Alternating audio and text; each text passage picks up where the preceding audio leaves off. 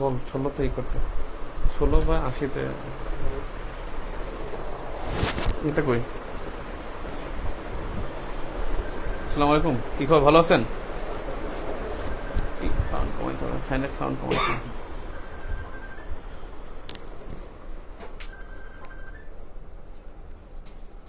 কি অবস্থা, খবর শুনছেন কিছু? কি একটা সাউন্ড হইতেছে, মনে হচ্ছে যে পরীক্ষা মনে হয় খুব সম্ভবত 4 আগস্ট। আনবিলিভেবল। অবিশ্বাস্য হলেও সত্য হতে পারে, বলা যায় না।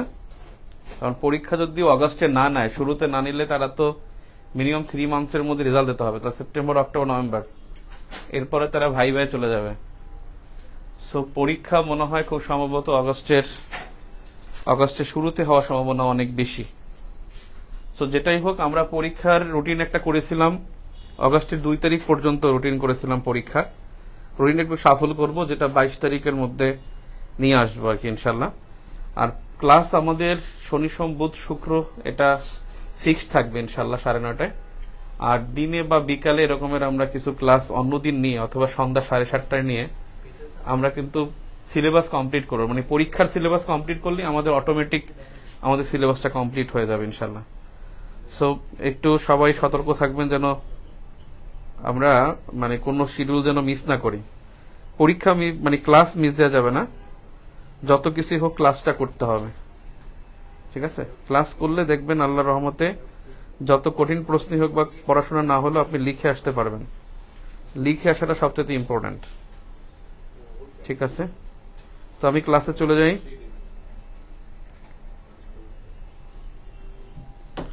এই এসি সারা সারা যায় কোনোটা? ঠান্ডা হবে।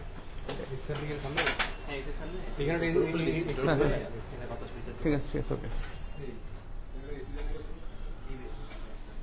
ওকে। আসেন তাহলে আপনারা।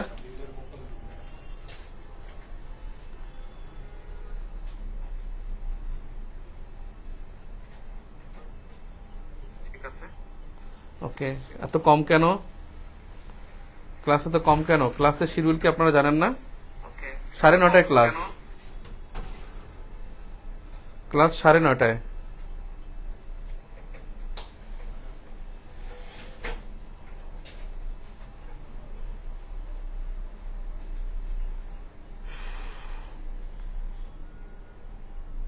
রেডি?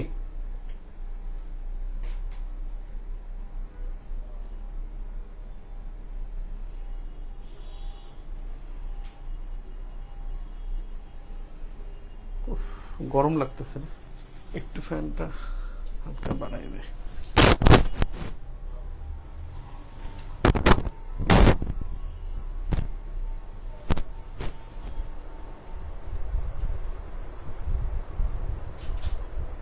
ওকে,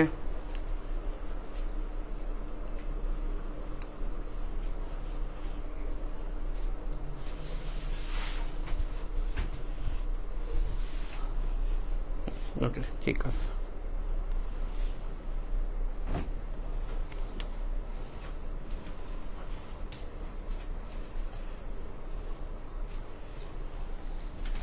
আচ্ছা, আসি আমরা গত ক্লাসে যেটা ছিলাম সেখান থেকে দেখি।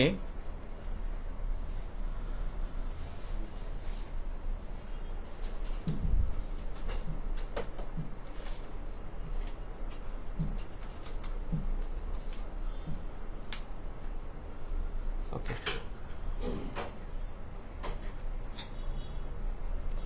অধ্যায় 7ম এবং 8ম অধ্যায়।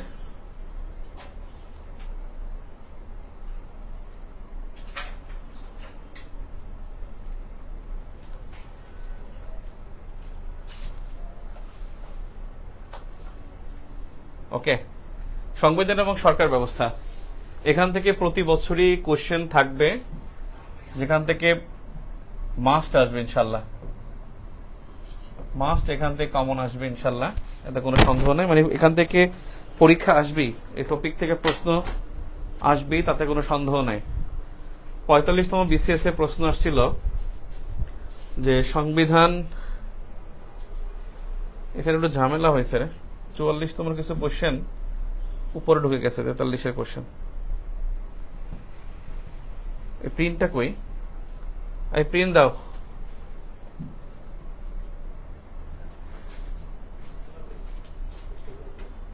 সংবিধানের প্রস্তাবনা গুরুত্ব সম্পর্কে কি জানেন? সংবিধানের 75 সংশোধনীর ফলে যেসব পরিবর্তন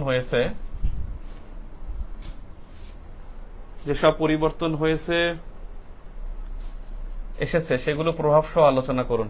এখানে জাস্ট আগেও বলেছিলাম, আমাদের মনে রাখবেন সংশোধনী 17টা সংশোধনীর মধ্যে সবচেয়ে গুরুত্বপূর্ণ এই দুইটাই, অর্থাৎ 15 এর গুরুত্ব, 15 গুরুত্ব, আর পঞ্চম সংশোধনীর হলো সমালোচনা। পঞ্চমের সমালোচনা আর 15 সংশোধনীর গুরুত্ব, এই দুইটা হলো সবচাইতে গুরুত্বপূর্ণ সংশোধনীগুলোর মধ্যে।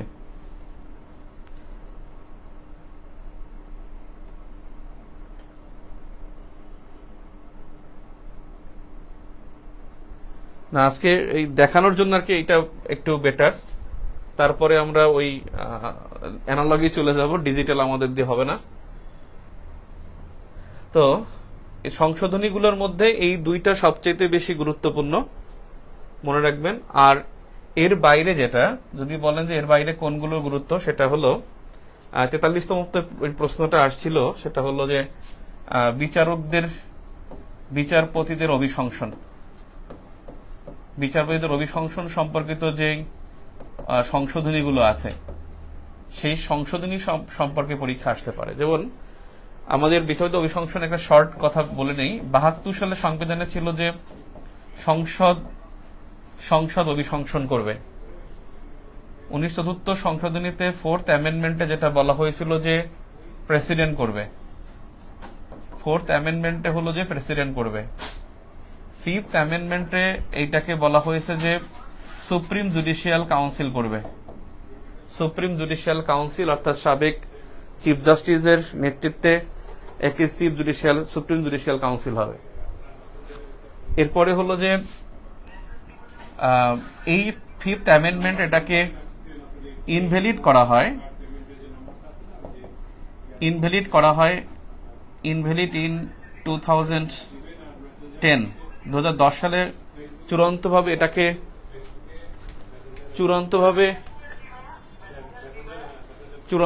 এটাকে অবৈধ ঘোষণা করা 2010 সালে। এরপরে 16th অ্যামেন্ডমেন্টে এটাকে বলা হয় আবার সংসদের কাছে নিয়ে যাওয়া হয়, কিন্তু এটাকেও অবৈধ ঘোষণা করে হাইকোর্ট অবৈধ ঘোষণা করে। এই বিচারপতিদের অভিশংসন সংক্রান্ত সংশোধনীগুলোর আলোচনা, তুলনামূলক আলোচনা, এটাকে অবৈধ করার পরে এটা এখন রিভিউতে আছে। যখন কোনো কিছু রিভিউতে থাকলে তখন এটা কোর্টের উপরে থাকে, এবং আমরা জানি যার উপরে আদালতের কোনো এখতিয়ার নাই, এই জন্য সে হলো প্রেসিডেন্ট। এই জন্য রিভিউতে থাকার কারণে অবশ্যই বিচারপতিদের অভিশংসনের ক্ষমতা এটা এখন প্রেসিডেন্টের হাতে থাকবে।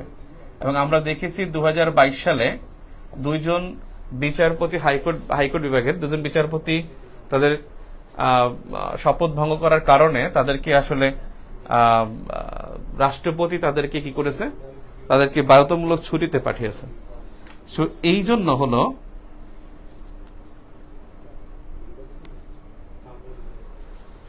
জন্য হলো সমস্যাটা হলো যে এই জন্য এটা এখন প্রেসিডেন্টের হাতে চলে গেছে। এখন আমি বলছি যে সংশোধনী সম্পর্কে গুরুত্বপূর্ণ কোনটা, 15, পঞ্চম এবং পরে বলছি বিচারপতিদের অভিশংসন সংক্রান্ত। এরপরে আরেকটা হলো যে নারী আসন সংক্রান্ত বেশ কয়েকটা সংশোধনী আছে। আমরা জানি 1972 সালে সংবিধানে ছিল যে 15টি নারী আসন। এরপর সংশোধনী হয়েছে নারী আসন সংক্রান্ত 5টা, 5, 10, 14, 15, 17।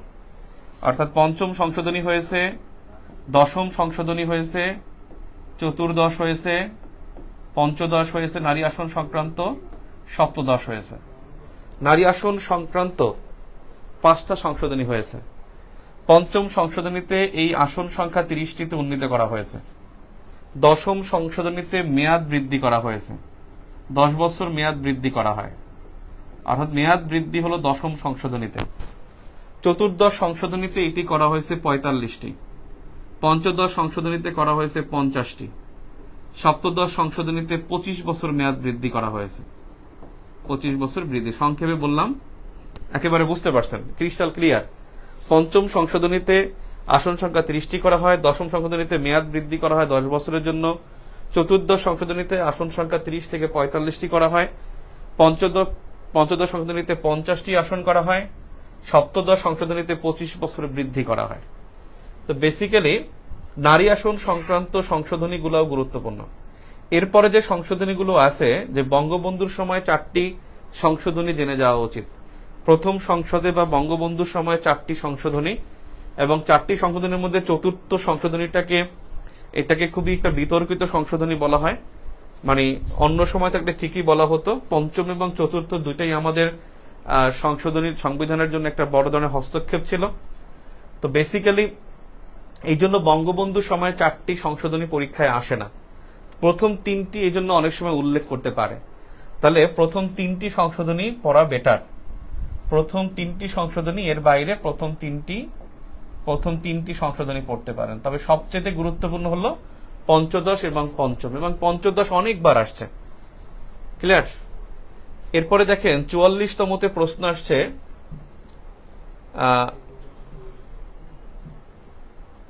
এরপরে দেখি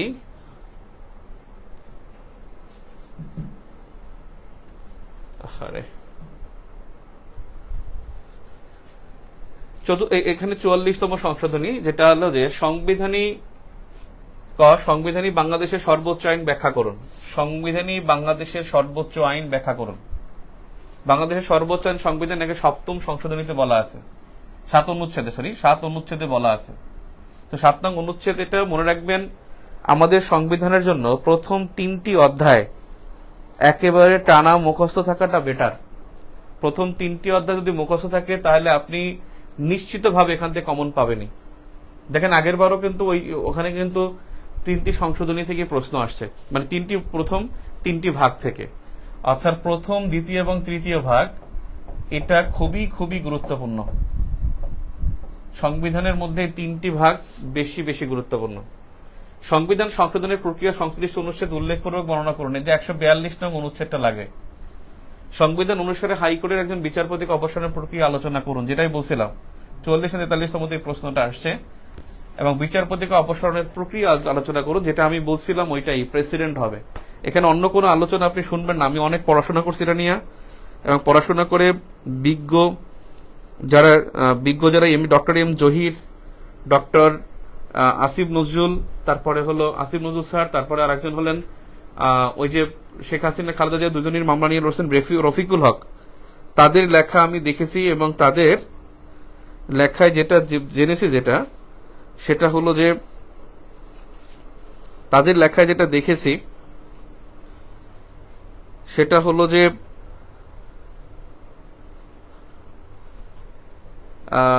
সবারই কথা আমি যেটা বললাম সেটা, যে রাষ্ট্রপতির হাতে থাকবে।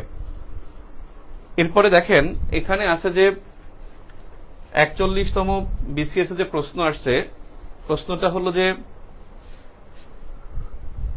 সংবিধান কাকে বলে? বাংলাদেশের সংবিধান প্রথম কবে চালু হয়, মূলনীতি সমূহ সংক্ষেপে আলোচনা করুন। এই যে মূলনীতি, এটা কিন্তু দ্বিতীয় ভাগ। তার মানে আপনি দেখেন প্রথম 3টি ভাগ থেকে প্রশ্ন থাকি। বর্তমানে বাংলাদেশের সংবিধানের কোন ভার্সনটি অনুসরণ করা হয়, তাৎপর্য ব্যাখ্যা করুন। সংবিধানে যে ভার্সনটি অনুসরণ করা হয়, এটা নিয়ে একটা, আপনারা জানেন কিনা, 41তম পরীক্ষার পর একটা ব্যাপক রায়টের মতো হয়ে গেছিল, যে বেসিক্যালি যে রায়টের মতো হয়ে যায়, সেটা হলো যে এটা আসলে বাংলা ভাষা নিয়ে হবে, নাকি বাংলা ভাষার ভার্সন, নাকি পঞ্চদশ সংশোধনী নিয়ে। এরপরে যেটা হচ্ছিল যে আমি একজন পরীক্ষকের সাথে কথা বলেছিলাম, তিনি বলছিলেন যে এটা পঞ্চদশ সংশোধনীর মাধ্যমে যে 72 সংবিধানে ফিরে যায়, সেই বিষয়টা উল্লেখ করতে হবে। অর্থাৎ এখানে পঞ্চদশ সংশোধনীর গুরুত্বকে বুঝিয়েছে, এবং পঞ্চদশ সংশোধনীর মাধ্যমে পুরো কিন্তু স্ট্রাকচারটা চেঞ্জ হয়ে যায়। বেসিক্যালি যে 72 সংবিধানের পর যেই সংকটটা, মানে পঞ্চম সংশোধনী যেটা 1979 সালে, এরপর যে সংকটটা শুরু হয়েছিল সেই সংকটটা ঘনীভূত হয়। আগের বোর্ডে যাবো ইনশাল্লাহ। আজকে এখানে একটু আলোচনা করে নেই, তারপর পিডিএফটা আপনাদেরকে দিয়ে আমি আগেরটাতেই চলে যাবো ইনশাল্লাহ। এখন দেখেন, এখানে কি দেখা যায় না নাকি? সমস্যা হয়? স্পষ্ট তো, সুন্দর স্পষ্ট তো।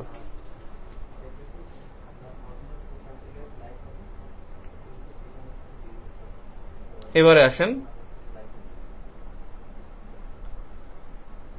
এটা বেসিক্যালি 43তম বিসিএস এর কোশ্চেন, ভুলে 41 লেখা। 41তমতে আসছে বাংলাদেশ সংবিধানের মূলনীতিগুলো বর্ণনা করুন। যেহেতু 5 নম্বর, সেহেতু শুধুমাত্র মূলনীতি 4টা লিখলেই হবে। 5 নম্বরের কোশ্চেনে শুধু 4টি মূলনীতি লিখতে হবে, পুরো দ্বিতীয় ভাগ লিখতে হবে না। বাংলাদেশ সংবিধান সংশোধনী বিধানাবলী বর্ণনা করুন, এটাও ওই যে 142 নং অনুচ্ছেদে যে লেখা আছে সেখান থেকে পড়লেই চলবে। সংবিধানের সংশোধনীর মূল বিষয়গুলো বর্ণনা করুন। দেখেন এখানেও কিন্তু সেই প্রশ্নটা আসছে। এটাই পঞ্চদশ সংশোধনীর মাধ্যমে 55টি পরিবর্তন হয়, 55 চেঞ্জেস। এই 55টি পরিবর্তনের মধ্যে উল্লেখযোগ্যগুলো লিখতে হবে, এবং উল্লেখযোগ্যের মধ্যে ওই বিষয়টা লিখতেই হবে যেগুলো অপরিবর্তনযোগ্য সেটা লিখতে হবে, এবং কি অবৈধভাবে ক্ষমতা গ্রহণ করতে পারবে না 7 অনুচ্ছেদে বলা আছে সেটা লিখতে হবে। বঙ্গবন্ধুর যে জাতির পিতার প্রতিকৃতি সংরক্ষণ 4 নং অনুচ্ছেদে 4 কতে ওইটাও উল্লেখ করতে হবে। 38তম বিসিএস এ কোশ্চেন ছিল, 38তম বিসিএস এ কোশ্চেন ছিল যে সংবিধানের সংজ্ঞা দিন। বাংলাদেশ সংবিধানে কতটি অনুচ্ছেদ রয়েছে? একেবারে 5-এ 5। সংবিধান হল রাষ্ট্রের সর্বোচ্চ মৌলিক আইন, আর সংবিধানের অনুচ্ছেদ আছে 153টি। আর বৈশিষ্ট্য লিখলে হয়ে যাবে। বৈশিষ্ট্য কিছু মানে সংজ্ঞার মধ্যে কিছু বৈশিষ্ট্য লিখতে হবে, যে লিখিত দুষ্পরিবর্তনীয়। এটা সংবিধানের সংজ্ঞা দিন, বাংলাদেশ সংবিধানের বৈশিষ্ট্য বলেনি। এটা বলছে যে সংবিধানের বৈশিষ্ট্যটাও মানে আপনি আপনার স্টাডির মধ্যে রাখতে পারেন। বাংলাদেশ জাতীয় সংসদের গঠন, ক্ষমতা, কার্যাবলী বর্ণনা করুন সংসদ সচিবালয়, অর্থাৎ অতিরিক্ত বলছি যে সংসদ সচিবালয় দেখার জন্য। তবে এখানে একটা বিষয় হলো যে আমাদের সরকারের যে 3টি অঙ্গ আছে, এই 3টি অঙ্গ অর্থাৎ আইন বিভাগ, বিচার বিভাগ, শাসন বিভাগ, 3টা বিভাগই কিন্তু গুরুত্বপূর্ণ। তাহলে জাতীয় সংসদের গঠন, ক্ষমতা, কার্যাবলী বেসিক্যালি যে 65 নং অনুচ্ছেদ আছে, এই অনুচ্ছেদে সম্পূর্ণ বর্ণনা করা আছে। সংবিধানের 3টি ভাগ, আইন বিভাগ, বিচার বিভাগ, শাসন বিভাগ। পরিণীতি বইয়ের 2য় পত্র, অর্থাৎ পরিণীতি 2য় পত্র, উচ্চ মাধ্যমিকের পরিণীতি 2য় পত্র বই থেকে সরকারের 3টি ভাগ পড়বেন। সরকারের 3টি বিভাগ এবং হলো প্রধানমন্ত্রী, রাষ্ট্রপতির কার্যাবলী। সরকারের 3টা বিভাগ, প্রধানমন্ত্রী, রাষ্ট্রপতির কার্যাবলী পরিণীতি 2য় পত্র বই থেকে পড়তে হবে। এখনই লিখে নেন যে পরিণীতি 2য় পত্র থেকে সরকারের 3টি বিভাগ পড়তে হবে এবং প্রধানমন্ত্রী এবং রাষ্ট্রপতির কার্যাবলী। সংসদে নারী আসন সংরক্ষিত রাখা কতটা যৌক্তিক? অবশ্যই যৌক্তিক। সংস্কার জরুরি কিনা? বলবেন হ্যাঁ। যদি প্রশ্ন আসে সংস্কার জরুরি কিনা, বলবেন হ্যাঁ। কারণ আমাদের জনসংখ্যার অনুপাতে নারী আসন সংখ্যা বৃদ্ধি করতে হবে। আরেকটা বিষয় এবার কিন্তু খুব আলোচনা হয়েছে, এটা আসতে পারে, খুবই সম্ভাবনা আছে। 45তমতে গুরুত্বপূর্ণ ছিল দ্বাদশ সংসদ নির্বাচনের সময়, যে কেন নারী আসনকে সরাসরি ভোটের মাধ্যমে নির্বাচন করা হচ্ছে না। যেমন ইউনিয়ন পরিষদে নির্বাচন হচ্ছে, 3টি পুরুষ ওয়ার্ড থেকে বা 3টা ওয়ার্ড থেকে একজন নারী প্রতিনিধিত্ব করে, ঠিক তেমনি সংসদ নির্বাচনের সময় এরকমের 50টি আসন, যেহেতু প্রতি 6টি আসন থেকে একজন নারী কি হবে? নির্বাচিত হবে। সরাসরি ভোটের মাধ্যমে নির্বাচন করতে হবে। তাদেরকে এরকম মনোনীত করা বা তাদেরকে মানে সিলেকশন করা, এটা গণতন্ত্র বহির্ভূত এবং এটা চলতে দেওয়া যায় না। অবশ্যই বলবেন সংস্কার করা জরুরি। এখানে সরাসরি ভোটের কথা উল্লেখ করবেন। এটা নিয়ে লেখালেখি হয়েছে, 45তমতে গুরুত্বপূর্ণ ছিল, আপনাদের জন্য এটা গুরুত্বপূর্ণ হয়ে যাবে। 45তমতে যেহেতু আসে নাই, আপনাদের জন্য বেশি বেশি গুরুত্বপূর্ণ। নারী আন্দোলনের আরেকটা বলছে যে এটা কিন্তু অতিরিক্ত আর কি, নারী আন্দোলনের গোষ্ঠী কর্তৃক নারী আসন সংক্রান্ত দাবিগুলো লিখুন। হ্যাঁ, দাবিগুলো লিখুন। এখানে ওই কথাগুলো বলবেন যে নারী আসন বৃদ্ধি করতে হবে, প্লাস হলো সরাসরি নির্বাচন করতে হবে।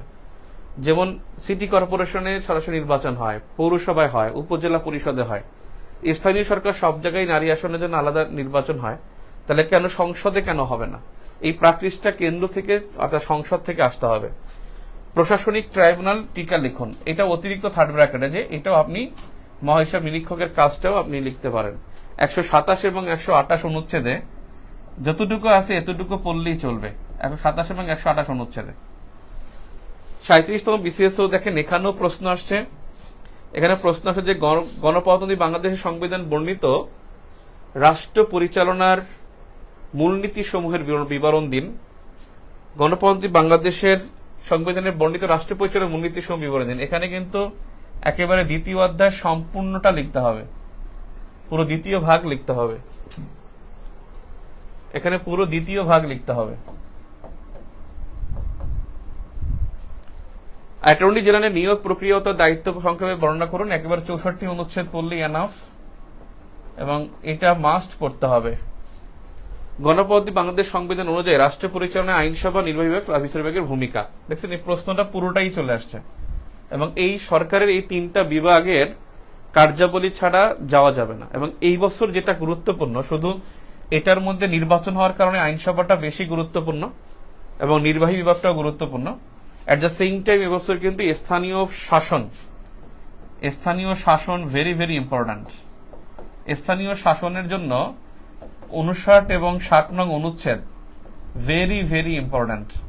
এবং আপনাদের একটা বিষয় মনে রাখতে হবে, স্থানীয় শাসন এবং স্থানীয় সরকার দুইটার মধ্যে পার্থক্য আছে। সংক্ষেপে শুনে নেন, স্থানীয় শাসনটা হলো বেসিক্যালি যেটা আমলা শ্রেণী, অর্থাৎ স্থানীয় শাসন বা স্থানীয় প্রশাসনের মধ্যে হলো একই জিনিস। স্থানীয় শাসন বা স্থানীয় প্রশাসন হলো বিভাগীয় কমিশনার, জেলা প্রশাসন, আর একটা হলো উপজেলা প্রশাসন। উপজেলা নির্বাহী অফিসার উপজেলা প্রশাসনের প্রধান, জেলা প্রশাসনের প্রধান হলো ডেপুটি কমিশনার বা জেলা প্রশাসক। আর বিভাগীয় প্রশাসনের মধ্যে এখানে হলো বিভাগীয় কমিশনার প্রধান। আর স্থানীয় সরকার যেটা, সেটা হলো জনপ্রতিনিধি দ্বারা, জনগণের দ্বারা নির্বাচিত সরকার বা নির্বাচিত প্রতিনিধি দ্বারা পরিচালিত। এটা হলো ইউনিয়ন পরিষদ, উপজেলা পরিষদ, জেলা পরিষদ। এটা হলো গ্রাম্য স্থানীয় সরকার পরিষদ। শহরে হলো সিটি কর্পোরেশন এবং পৌরসভা। আর পার্বত্য অঞ্চল হলো আঞ্চলিক পার্বত্য জেলা পরিষদ এবং পার্বত্য জেলা পরিষদ।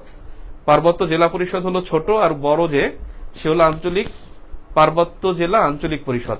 আর পার্বত্যিক জেলা পরিষদ হলো মানে ছোট, যেমন উপজেলা ছোট জেলা বড় এরকমের। এই স্থানীয় শাসন এবং স্থানীয় সরকারের মধ্যে পার্থক্য এখানেই লিখে নেন, যে স্থানীয় সরকার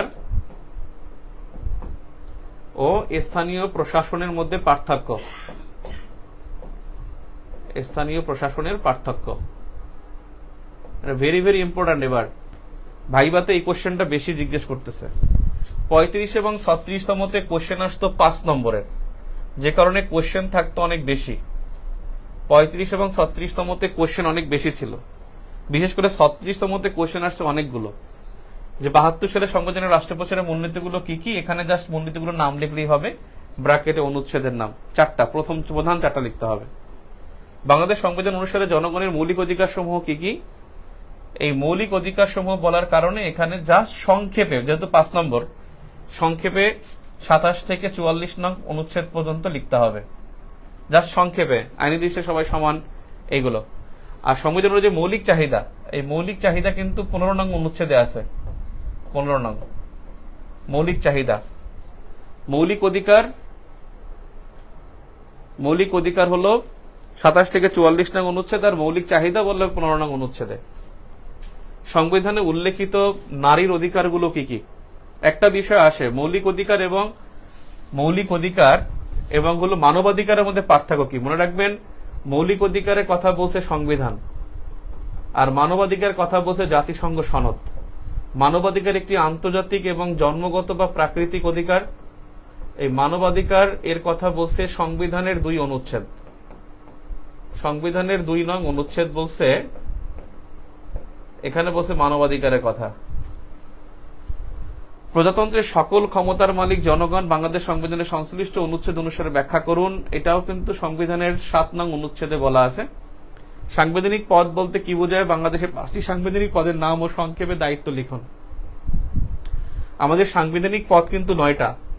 আপনি দেখবেন 148 নং অনুচ্ছেদে শপথ আছে। যেই যেই পদের শপথ আছে সেইগুলো হলো সাংবিধানিক পদ। শপথ ছাড়া একটা পদই আছে সাংবিধানিক পদ, সেটা হলো অ্যাটর্নি জেনারেল। আপনি দেখবেন এখানে 9টি পদের শপথ আছে। প্রেসিডেন্ট আছে, প্রধানমন্ত্রী, মন্ত্রী এবং অন্যান্য প্রতিমন্ত্রীগণ, এটা 2 নম্বরে। এরপরে আছে স্পিকার, ডেপুটি স্পিকার, প্রধান বিচারপতি ও অন্যান্য বিচারপতি, নির্বাচন কমিশনার, প্রধান কমিশনার এবং নির্বাচন কমিশনারগণ, সরকারি কর্ম কমিশনের সদস্যগণ। তারপরে আছে মহাহিসাব নিরীক্ষক ও নিয়ন্ত্রক, আর হলো সংসদ সদস্য। এই 9টা পদ হলো এখানে সংবিধানে সাংবিধানিক পদ হিসেবে 9টি পদের শপথ আছে 148 নং অনুচ্ছেদে। বাংলাদেশের স্থানীয় সরকারের কাঠামো তুলে ধরুন। এই স্থানীয় সরকারের কাঠামো এটাই কিন্তু আপনাকে পড়তে হবে পরিণতি 2য় বই থেকে। পরিণতি 2য় বই থেকে আপনি যা যা পড়বেন আমি বললাম, প্রথমত পড়বেন সরকারের 3টি ভাগ, তারপরে পড়বেন রাষ্ট্রপতির কার্যাবলী, প্রধানমন্ত্রীর কার্যাবলী, এরপরে পড়বেন হলো আপনি স্থানীয় সরকার কাঠামো, স্থানীয় প্রশাসন, স্থানীয় সরকারের মধ্যে পার্থক্য। স্থানীয় সরকার পৌরসভা নির্বাচন বিধিমালা 2015 বর্ণনা করুন। এটা কিন্তু এখন গুরুত্বপূর্ণ না, এটা এখন আর গুরুত্বপূর্ণ আসবে না। তবে আপনাদের জন্য যেটা গুরুত্বপূর্ণ সেটা হলো জেলা পরিষদ। এই জেলা পরিষদ কিন্তু চেঞ্জ হয়েছে, এটা এখন গুরুত্বপূর্ণ না, সংসদ নির্বাচন করার দরকার নাই। জেলা পরিষদটা কিন্তু আপনাদের জন্য গুরুত্বপূর্ণ। জেলা পরিষদ আপনাদের জন্য পড়তে হবে। বাংলাদেশের পার্বত্য জেলা স্থানীয় সরকার পরিষদ আলোচনা করুন। এই পার্বত্য জেলা স্থানীয় সরকার পরিষদ এটা খুবই ভেরি ভেরি ইম্পর্ট্যান্ট এবং এটা পড়তে হবে। এখানে 21, 22 এবং 23 জন সদস্য, রাঙ্গামাটি, বান্দরবান, খাগড়াছড়ি, এটার সদস্যগুলো একটু ভিন্ন, এটা আমি পড়াই দেবো সুন্দর করে। ইউনিয়ন পরিষদ নির্বাচন 2016 পর্যালোচনা করুন। 2019 সালে উপজেলা নির্বাচন আইন করুন। এটা দরকার নাই, এটাও দরকার নাই। এখানে যেটা দরকার সেটা হলো জেলা পরিষদ আইন আর উপজেলা নির্বাচন। এই উপজেলা নির্বাচন এটা দিয়ে টিকা আসতে পারে ছোট একটা 2024। আইন এবং অধ্যাদেশের মধ্যে পার্থক্য কি? আইন করে সংসদ, অধ্যাদেশ করে রাষ্ট্রপতি যখন সংসদ থাকে না। খুবই শর্টকাট উত্তর হবে, এটা নিয়ে টেনশনের কিছু নাই। এরপরে হলো বাংলাদেশের সংবিধানের উল্লেখিত সংশোধনীগুলোর রাজনৈতিক প্রেক্ষাপট ও গুরুত্ব বর্ণনা করুন।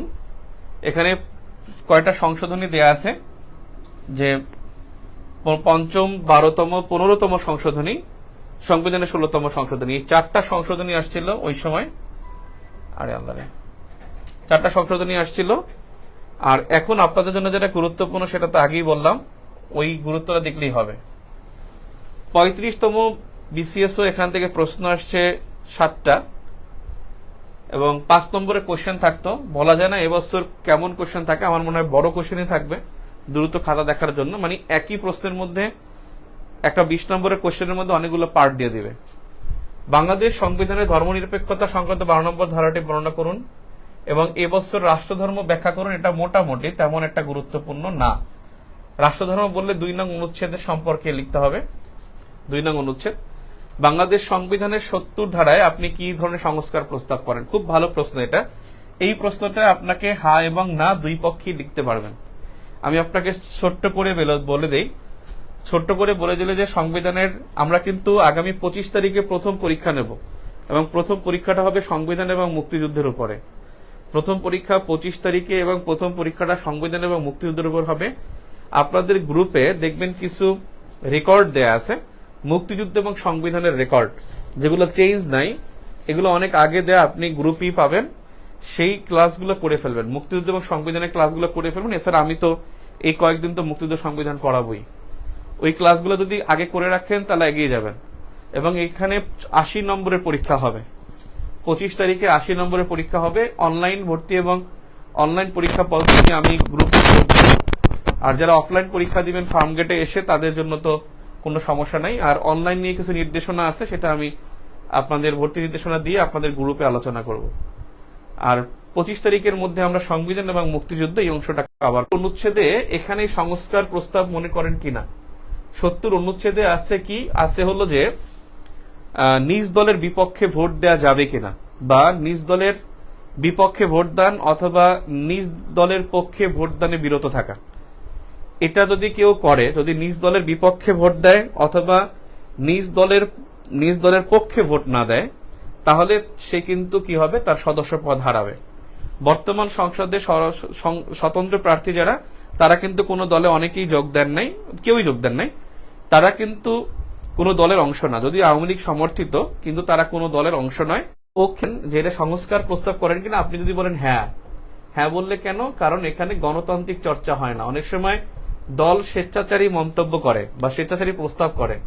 এই স্বেচ্ছাচারী অথবা দলের স্বার্থে যদি কোনো প্রস্তাব গ্রহণ করে, তাহলে জনগণের স্বার্থে যে কেউ পক্ষে বিপক্ষে অবস্থান গ্রহণ করতে পারে। এই জন্য জনগণের স্বার্থকে বা জনকল্যাণকে এখানে মানে গুরুত্বপূর্ণ ভূমিকা হিসেবে নেওয়া উচিত, কিন্তু এখানে কোনোভাবেই দলের স্বার্থ দেখা উচিত নয়।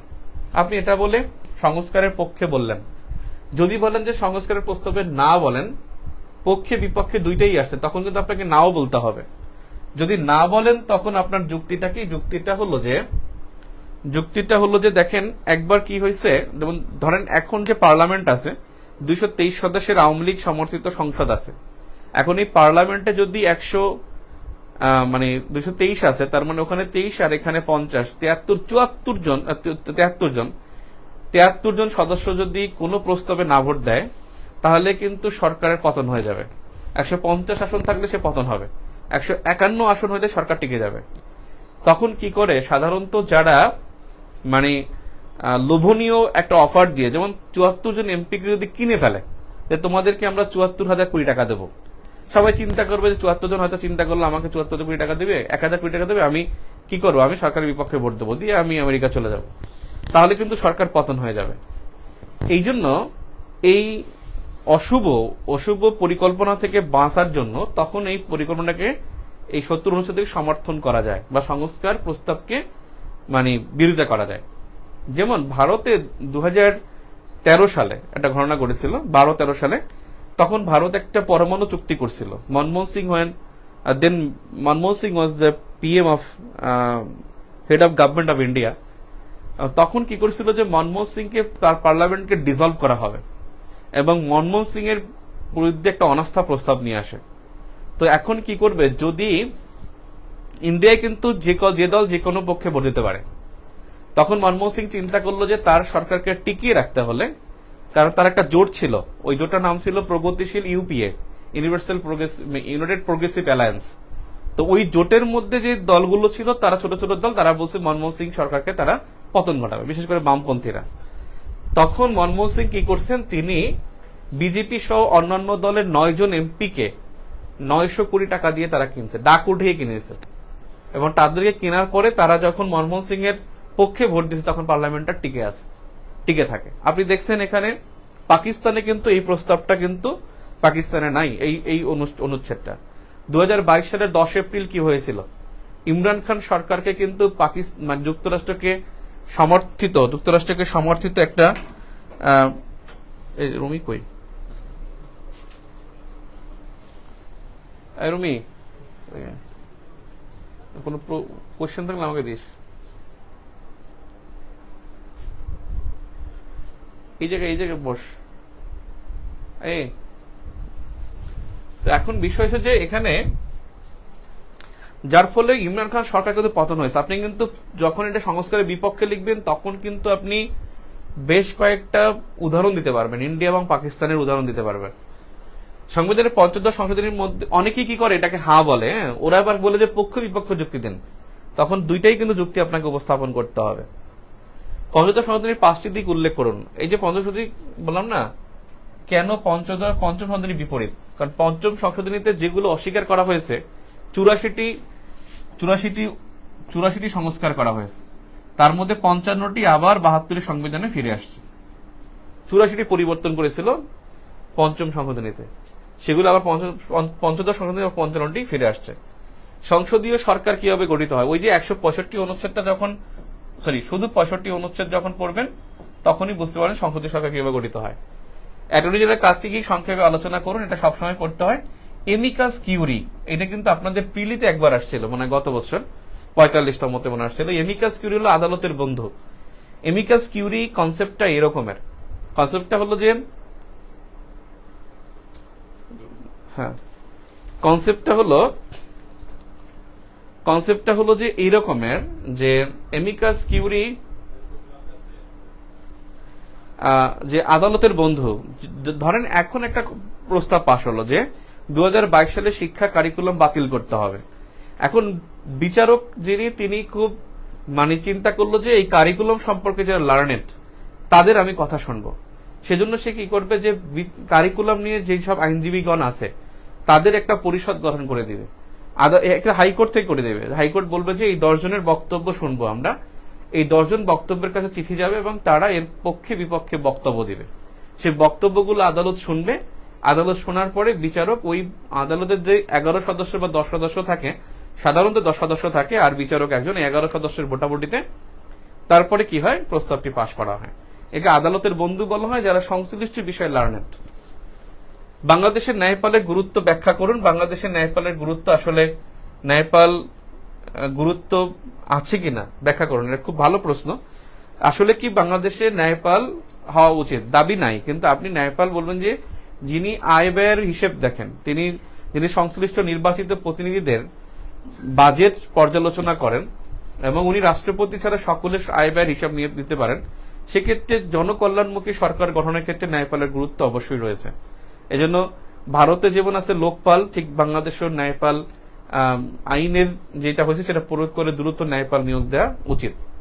বাংলাদেশের প্রধানমন্ত্রীর সাংবিধানিক ক্ষমতার একটি বিবরণ দিন। বাংলাদেশের প্রধানমন্ত্রীর সাংবিধানিক ক্ষমতার একটি বিবরণ দিন। এইটাই আমি বলছিলাম যে আপনার প্রধানমন্ত্রী এবং রাষ্ট্রপতির যেই অধিকারগুলো আছে, কর্তব্যগুলো আছে, সেগুলাই কিন্তু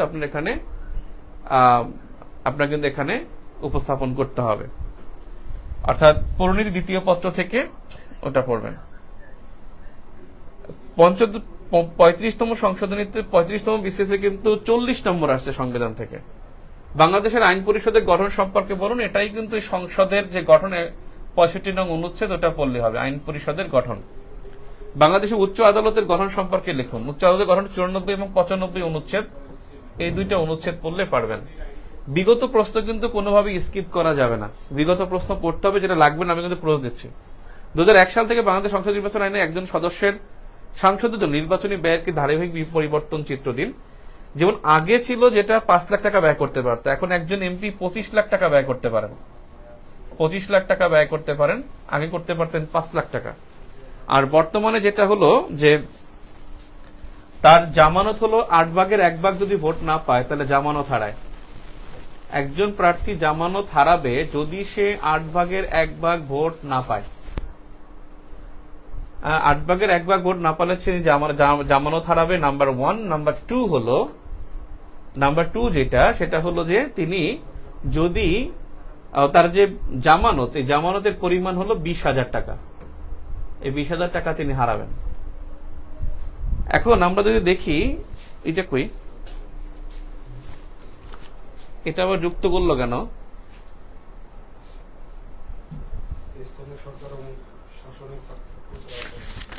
স্থানীয় সরকার এবং স্থানীয় শাসন। স্থানীয় শাসনটা হলো বেসিক্যালি জনপ্রতিনিধিদের দ্বারা গঠিত শাসন। স্থানীয় শাসন হলো আমলা শ্রেণী আর কি, 59 এবং 60 অনুচ্ছেদে আছে।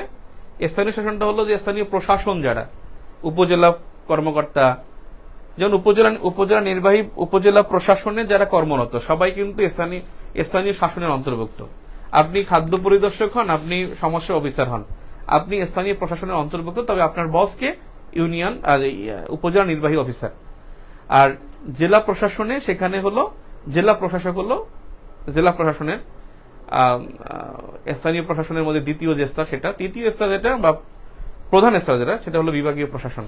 আচ্ছা, বিভাগীয় প্রশাসন, জেলা প্রশাসন, উপজেলা প্রশাসন, তিনটা হলো স্থানীয় প্রশাসন। আর স্থানীয় সরকার হলো 3 ধরনের: গ্রাম্য, শহুরে, পার্বত্য। গ্রাম্য হলো 3টা, ইউনিয়ন, উপজেলা, জেলা। আর শহুরে হলো পৌরসভা এবং সিটি কর্পোরেশন। আর পার্বত্য হলো 2টা: পার্বত্য জেলা আঞ্চলিক পরিষদ আর পার্বত্য জেলা পরিষদ। পার্বত্য জেলা স্থানীয় সরকার পরিষদ, পার্বত্য আঞ্চলিক পরিষদ। পার্বত্য আঞ্চলিক পরিষদ একটু বড়, আর পার্বত্য জেলা স্থানীয় সরকার পরিষদটা হলো ছোট। এখন দেখেন এর বাইরে আসলে কি কি পড়তে হবে। আমার কাছে যে শীট আছে সেখানে আমি বলে যাই, যদি কোনোটা নতুন লাগে তাহলে আমি সেটা এখানে লিখে দেব। আমি জাস্ট বলে যাই কি কি আছে, যেমন সংবিধানের রাষ্ট্র পরিচালনার মূলনীতিগুলো কি কি, এটা অবশ্যই কিন্তু আপনি দেখছেন যেটা আসছে পরীক্ষায়। সংবিধানের জনগণের মৌলিক অধিকার সমূহ কি কি, ওই যে মৌলিক অধিকার তৃতীয় ভাগের মধ্যে আছে। সংবিধানের মধ্যে নারীর অধিকারগুলো কি কি, এই নারীর অধিকারগুলো পড়তে হবে। নারীর অধিকার, তাহলে আমরা এর বাইরে পড়বো নারীর অধিকার। সংবিধান অনুসারে নারীর অধিকার, এখানে যা আছে কাটিকুটির পরে নারীর অধিকার। এরপরে আছে যে বলতে সকল ক্ষমতার মালিক জনগণ, এটা কিন্তু আমরা দেখছি যে আছে। সাংবিধানিক পদ বলতে কি বোঝায়, 5টি সাংবিধানিক পদের নাম। ওই যে পদ কিন্তু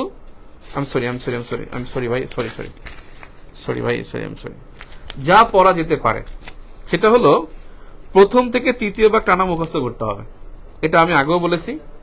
অন্যান্য অনুচ্ছেদ থেকে রাষ্ট্রপতি, প্রধানমন্ত্রী, সংসদ, বিচারপতির যোগ্যতা, বিপিএসসি, নির্বাচন কমিশন, সংবিধান সংশোধনের প্রক্রিয়া, এই কয়টা পড়তে হবে। স্থানীয় সরকারের কাঠামো তুলে ধরতে হবে, আমি পিডিএফ এ দিয়ে দেব। সংবিধানের আলোকে রাষ্ট্রপতি নিয়োগ ও কার্যাবলী, এটা কখনো আসে নাই। প্রধানমন্ত্রী ক্ষমতা আসছে কিন্তু রাষ্ট্রপতি ক্ষমতা বা নিয়োগ কার্যাবলী এই নতুন সিলেবাসে আসে নাই, তবে এটা লাগবে। মৌলিক চাহিদা, মৌলিক অধিকার, মানবাধিকারের মধ্যে পার্থক্য আমরা ওখানে আলোচনা করছি এবং এটা আমাদের আসলেই লাগবে। সংবিধানে কোন ভাষাটি অনুসরণ করা হয়, বেসিক্যালি হলো 72 সংবিধান অনুসরণ করা হয়। সংবিধান নারী আসন সংরক্ষিত করা কতটা যৌক্তিক, সংস্কার জরুরি কিনা, অবশ্যই জরুরি। গণপ্রজাতন্ত্রী বাংলাদেশ সংবিধান অনুযায়ী রাষ্ট্রের পরিচালনায়, আচ্ছা এখানে আছে, এখান থেকে দেখে গেলে তো ভালো হয়। কত নম্বরের জন্য কত পেজ মনে রাখবেন, 5 নম্বরের জন্য 6 মিনিট লিখবেন, 10 নম্বরের জন্য 12 মিনিট লিখবেন। পেজ এখানে ডাজেন্ট ম্যাটার মাছ। তবে 5 নম্বরের প্রশ্ন আসলে সেখানে শুধুমাত্র বিবরণে যাবেন না, শুধু হেডলাইন লিখে যাবেন। সংবিধানের প্রশ্নে 5 লাইনে শুধু হেডলাইন লিখলেই হবে। আর বিবরণে যেমন আপনার আছে ধর্মনিরপেক্ষতা সম্পর্কে 5 মার্ক আছে, তখন তো 12 নং অনুচ্ছেদ পুরোটাই লিখতে হবে। পুরোটা লিখলেই 4.5 পাবেন, পুরোটা লিখলেই 4.5। আর পুরোটা না লিখলে কিন্তু আপনার তখন কি হবে, তখন আপনি নাম্বার কম পাবেন। আর সংবিধানের প্রশ্নে কিন্তু একটা বিষয় হচ্ছে যেখানে ভাষাগত হুবহু মিল থাকা লাগবে না, তবে ভুল হইতে পারবে না। সংবিধানের প্রশ্ন যদি ভুল হয় তাহলে কিন্তু নাম্বার 0। সংবিধানের প্রশ্নে কনসেপ্ট ভুল হয়ে গেলে তাহলে নাম্বার 0। আপনাকে বলা হয়েছে যে মৌলিক চাহিদা কি, আপনি সের মধ্যে মৌলিক অধিকার ঢুকাই রাখছেন, তাহলে আপনার নাম্বার 0। এখানে শব্দগত মানে অর্থগত কোনো সমস্যা থাকতে পারবে না, কিন্তু শব্দগত পার্থক্য করলে আপনি নাম্বার 0 পাবেন। অর্থাৎ যদি ভিন্ন অর্থ বুঝায় তাহলে আপনি নাম্বার 0 পেয়ে যাবেন। দেখেন এরপরে আছে এখানে মৌলিক চাহিদা, মৌলিক অধিকার, মানবাধিকারের মধ্যে পার্থক্য। বর্তমানে বাংলাদেশ সংবিধানে কোন ভাষণে অনুসরণ করা হচ্ছে, এটা গুরুত্বপূর্ণ। জাতীয় সংসদের গঠন ক্ষমতা কার্যাবলী, আগেও বলছিলাম যে এটা অবশ্যই গুরুত্বপূর্ণ। সংবিধানে নারী আসন সংগঠিত কতটা যৌক্তিক, অবশ্যই বলবেন যৌক্তিক, এবং সংস্কার জরুরি। গণপ্রজাতন্ত্রী বাংলাদেশ সরকারের সংবিধান অনুযায়ী রাষ্ট্র পরিচালনা, আইনসভা, নির্বাহী এবং বিচারবিভাগের ভূমিকা, এটা মাস্ট পড়তে হবে, মাস্ট। বাংলাদেশ সংবিধানে উল্লিখিত নারীর অধিকারগুলো কি কি, নারীর অধিকার আসলেই লাগবে। এবং নারীর অধিকারগুলো অর্থাৎ নারীর ক্ষমতায়নের কথা বলবে, নারীর ক্ষমতায়ন সম্পর্কে বলা হয়েছে কোন অনুচ্ছেদে। যত কিছুই বলেন এখানে অবশ্যই 65(3) কিন্তু মিস যেন না হয়। 65(3) যেখানে সংসদে নারী আসনের কথা বলা হয়েছে। তারপরে 29 অনুচ্ছেদে আছে, 19 অনুচ্ছেদে আছে, 28 অনুচ্ছেদে আছে, এখানে নারী অধিকার সম্পর্কে বলা আছে। সাংবিধানিক পদ ও প্রতিষ্ঠান এবং 118 অনুচ্ছেদে বলা আছে, যেখানে নির্বাচন কমিশনার কমপক্ষে একজন নারী হতে হবে।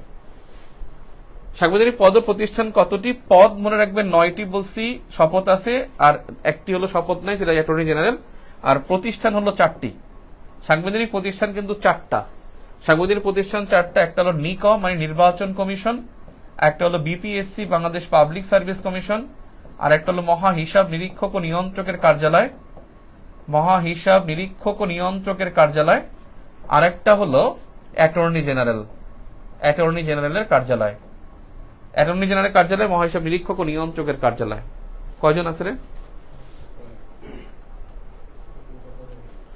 এখানে? দেখা যায় ক্লাসই করে না, ক্লাস করে না। লাভজনক পদ বলতে কি বলছে, এটা গত বছর গুরুত্বপূর্ণ ছিল, এবছর গুরুত্বপূর্ণ না। 147 অনুচ্ছেদে আছে যে লাভজনক পদ, আপনাদের মনে আছে কিনা যে উনি দুদকের কর্মকর্তা ছিলেন, বর্তমান যিনি প্রেসিডেন্ট রাষ্ট্রপতি, তিনি দুদকের মহাপরিচালক ছিলেন, জেলা জজ ছিলেন, এবং সেক্ষেত্রে উনি আসলে লাভজনক পদ হোল্ড করতে পারেন কিনা।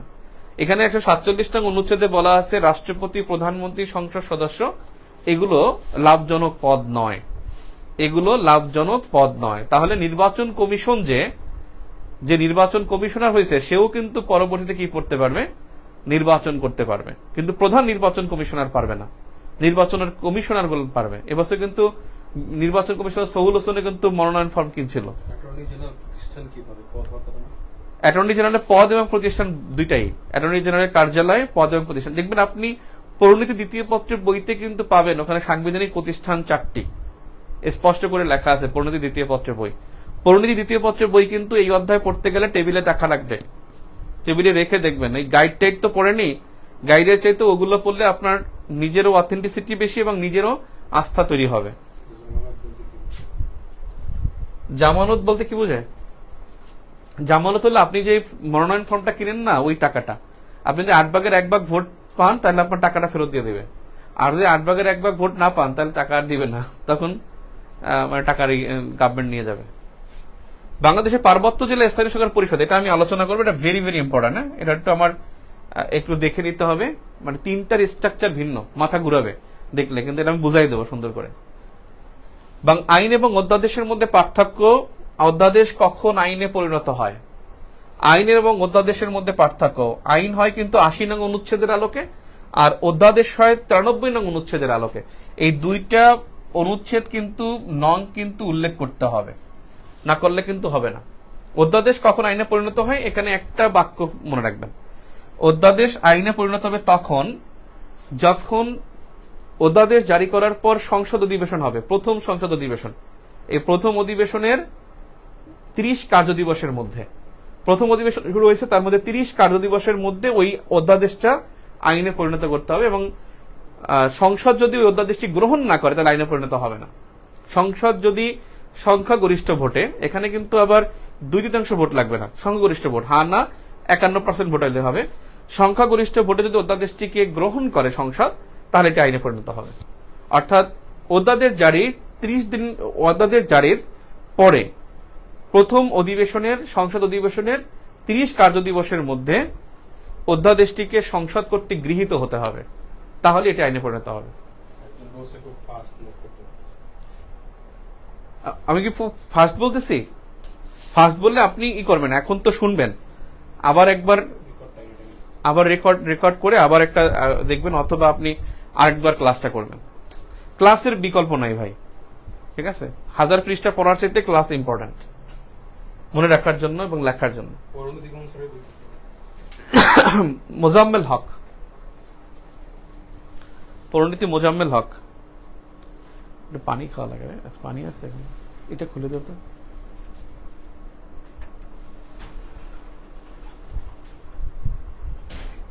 ফাস্ট হয়ে যাচ্ছে না?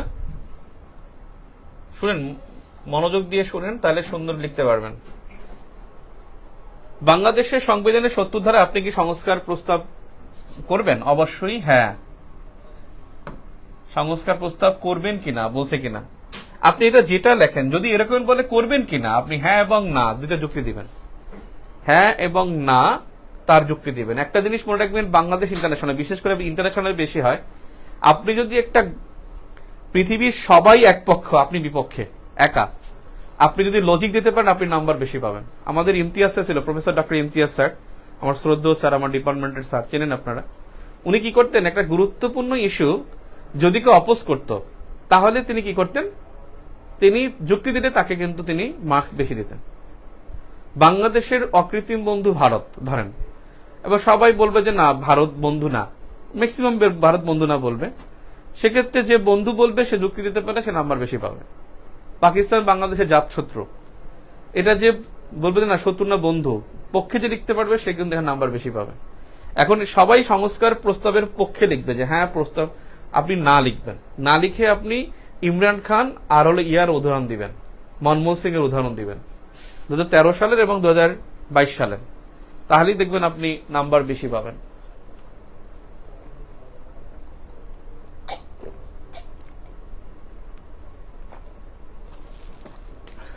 কি পানি না? সংসদীয় সরকার কিভাবে গঠিত হয়, এই প্রশ্নটা আসে প্রায়। সংসদীয় সরকার গঠিত হয় এভাবে, সুন্দর করে আমি আলোচনাটা বলি। এটা গঠিত হবে 55 এবং 56 নং অনুচ্ছেদের আলোকে। 55 এবং 56 অনুচ্ছেদের আলোকে সংসদীয় সরকার গঠিত হয়। এখানে যে বিষয়টা হয় যে রাষ্ট্রপতি যিনি দেখেন, রাষ্ট্রপতি দেখেন সংখ্যাগরিষ্ঠ বা 151টি বা তার বেশি আসন যেই দলটি পেয়েছে সেই দলকে বলে তোমরা সরকার গঠন করো। এখন তাহলে তারা সরকার গঠন করতে পারবে, সেই দলকে বলবে সরকার গঠন করতে, এবং দল কি করবে, একজন সংসদ নেতা এবং সংসদ উপনেতা নির্বাচন করে দিবে। এরপরে সংসদ নেতা যিনি হবেন তাকে রাষ্ট্রপতি প্রধানমন্ত্রী হিসেবে আমন্ত্রণ জানাবেন। এরপরে প্রধানমন্ত্রী শপথ হবে, প্রধানমন্ত্রীর সুপারিশে তিনি মন্ত্রী পরিষদে শপথ বাক্য পাঠ করাবেন। এরপরে সংসদীয় সরকার গঠিত হবে। সংসদীয় সরকার গঠিত হবে, এটার মেয়াদ শুরু হবে কিন্তু যেদিন শপথ দিবে সেদিন থেকে না, এমপি শপথ নেয় সেদিন না, মন্ত্রী শপথ নেয় সেদিনও কিন্তু সরকার গঠন শুরু হবে না। সরকার গঠনের কার্যক্রমটা শুরু হবে যেদিন থেকে সংসদ অধিবেশন বসবে। সংসদ অধিবেশন যেদিন বসবে সেদিন থেকে পরবর্তী 5 বছর, তার আগে 90 দিন আগে সংসদের মেয়াদ শেষ হবে। সেদিন থেকে 5 বছর থেকে আগের 90 দিন আগে সংসদ অধিবেশনটা শেষ হবে। এখন একটা বিষয় আছে যে যদি একটা কথা আছে যে 151টি আসন কেউ পায়নি, তখন কি করবে? রাষ্ট্রপতি দেখবে এখানে সংখ্যাগরিষ্ঠ সবচেয়ে বেশি আসন কে পেয়েছে। একটা দল পেয়েছে 146টি, আর একটা দল পেয়েছে 145টি, আর কিছু দল পেয়েছে হয়তো 7-8টি, কিছু পেয়েছে 2-3টি। তখন রাষ্ট্রপতি বলবে সবচেয়ে বেশি আসন যে পেয়েছে 146টি, তাকে বলবে আপনি সরকার গঠনের জন্য 151টি আসন জোট গঠন করে আমার কাছে প্রস্তাব দিন। তখন যদি সে ব্যর্থ হয় তাহলে যিনি কম আসন পাইছে তার মাধ্যমে সরকার গঠন করবে। 1996 সালে সরকারের কথা আপনাদের মনে আছে কিনা? আওয়ামী লীগের আসন ছিল 146টি, আর বিএনপির আসন ছিল 116টি।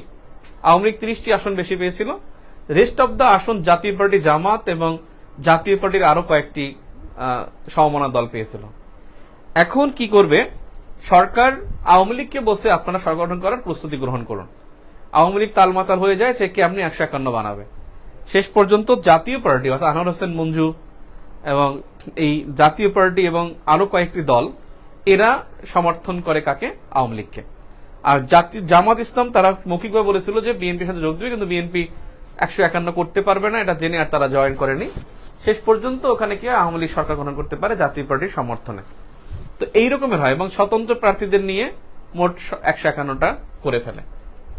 তবে সংসদীয় সরকার গঠন করার ক্ষেত্রে এটা 55 এবং 56 অনুচ্ছেদে রাষ্ট্রপতির সংখ্যাগরিষ্ঠ আসনের যিনি নেতা তাকে যে দল সেই দলকে বলে তোমরা নেতা নির্বাচন করে আসো।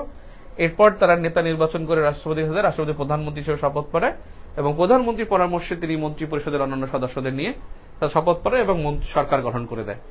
আর এই সংসদীয় সরকারের যাত্রা শুরু হয় সংসদ অধিবেশনের প্রথম দিন থেকে। অ্যাটর্নি জেনারেল কাজ কি? 64 নং অনুচ্ছেদে অনেক কিছু আছে। অ্যাটর্নি জেনারেল তিনি হলো এমন একজন নির্বাহী বিভাগের, উনি কিন্তু রাষ্ট্রপতি কর্তৃক মনোনীত এবং উনি বাংলাদেশের যে কোনো আদালতে বক্তব্য রাখতে পেশ করতে পারেন। উনি বক্তব্য পেশ করতে পারবেন। উনি কিন্তু সরকারের প্রধান মুখ্য আইন কর্মকর্তা হিসেবে তিনি বিবেচিত হবেন এবং রাষ্ট্রপতির হিসেবে তিনি পারিতোষিক বা বেতন পাবেন। রাষ্ট্রপতি যদি তাকে যতদিন রাখবে ততদিন ক্ষমতায় থাকবেন। রাষ্ট্রপতি যদি বলে তুমি 50 বছর জীবিত, 50 বছরই ক্ষমতা থাকবে, তো রাষ্ট্রপতির মেয়াদ মানে ইচ্ছার উপরে তার মেয়াদ নির্ভর করে।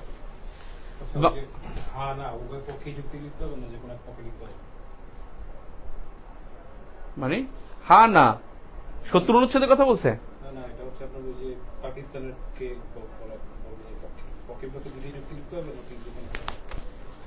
না, ওটা আপনি যেটা যদি বলে যে সংস্থা প্রয়োজন কি না, যদি বলে পক্ষে বিপক্ষে যুক্তি দেন তাহলে পক্ষে বিপক্ষে দুইটাই লিখবেন। যদি বলে যে আপনি প্রস্তাবে রাজি কিনা তাহলে হ্যাঁ বা না বলবেন।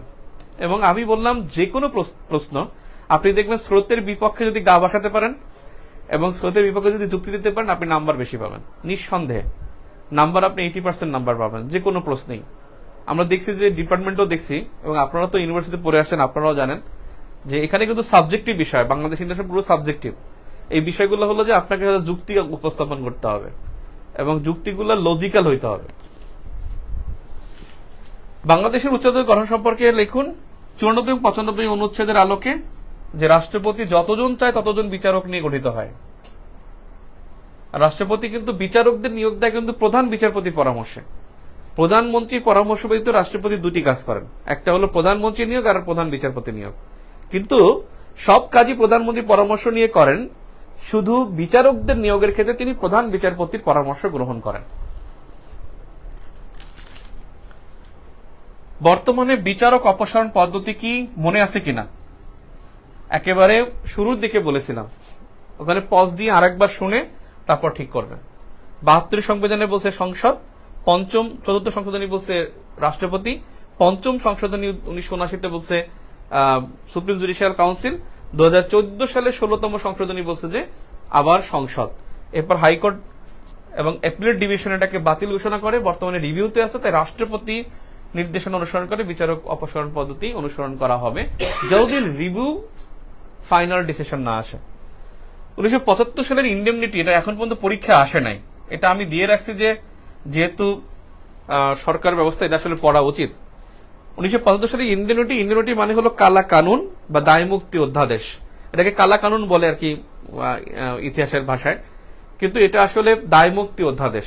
যদি কেউ কোনো অপরাধ করে সেই অপরাধটাকে রাষ্ট্রীয় স্বার্থে করা হয়েছে বলে মেনে নিয়ে তাকে অপরাধ থেকে অব্যাহতি দেওয়া হয়, এটাকে বলা হয় ইন্ডেমনিটি।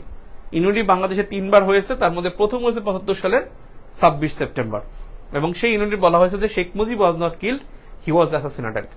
এবং অ্যাসাসিনেশনের ব্যাপারটা হলো যে তিনি কোনো অপরাধের শাস্তি পেয়েছেন, এবং বলছে they are finished a heroic task, যারা শেখ মুজিবুর রহমানকে হত্যা করেছে তারা একটা হিরোইক বা বীরোচিত কাজ করেছে, এবং তাদেরকে রাষ্ট্রের প্রথম শ্রেণীর নাগরিকত্ব হিসেবে সম্মাননা প্রদান করা হয় এবং তাদের বিভিন্ন দূতাবাসে চাকরি দেওয়া হয়। এই ইন্ডেমনিটি একটা 75 সালে 26 সেপ্টেম্বর জারি করা হয় এবং 96 সালে 12 নভেম্বর বাতিল করা হয়।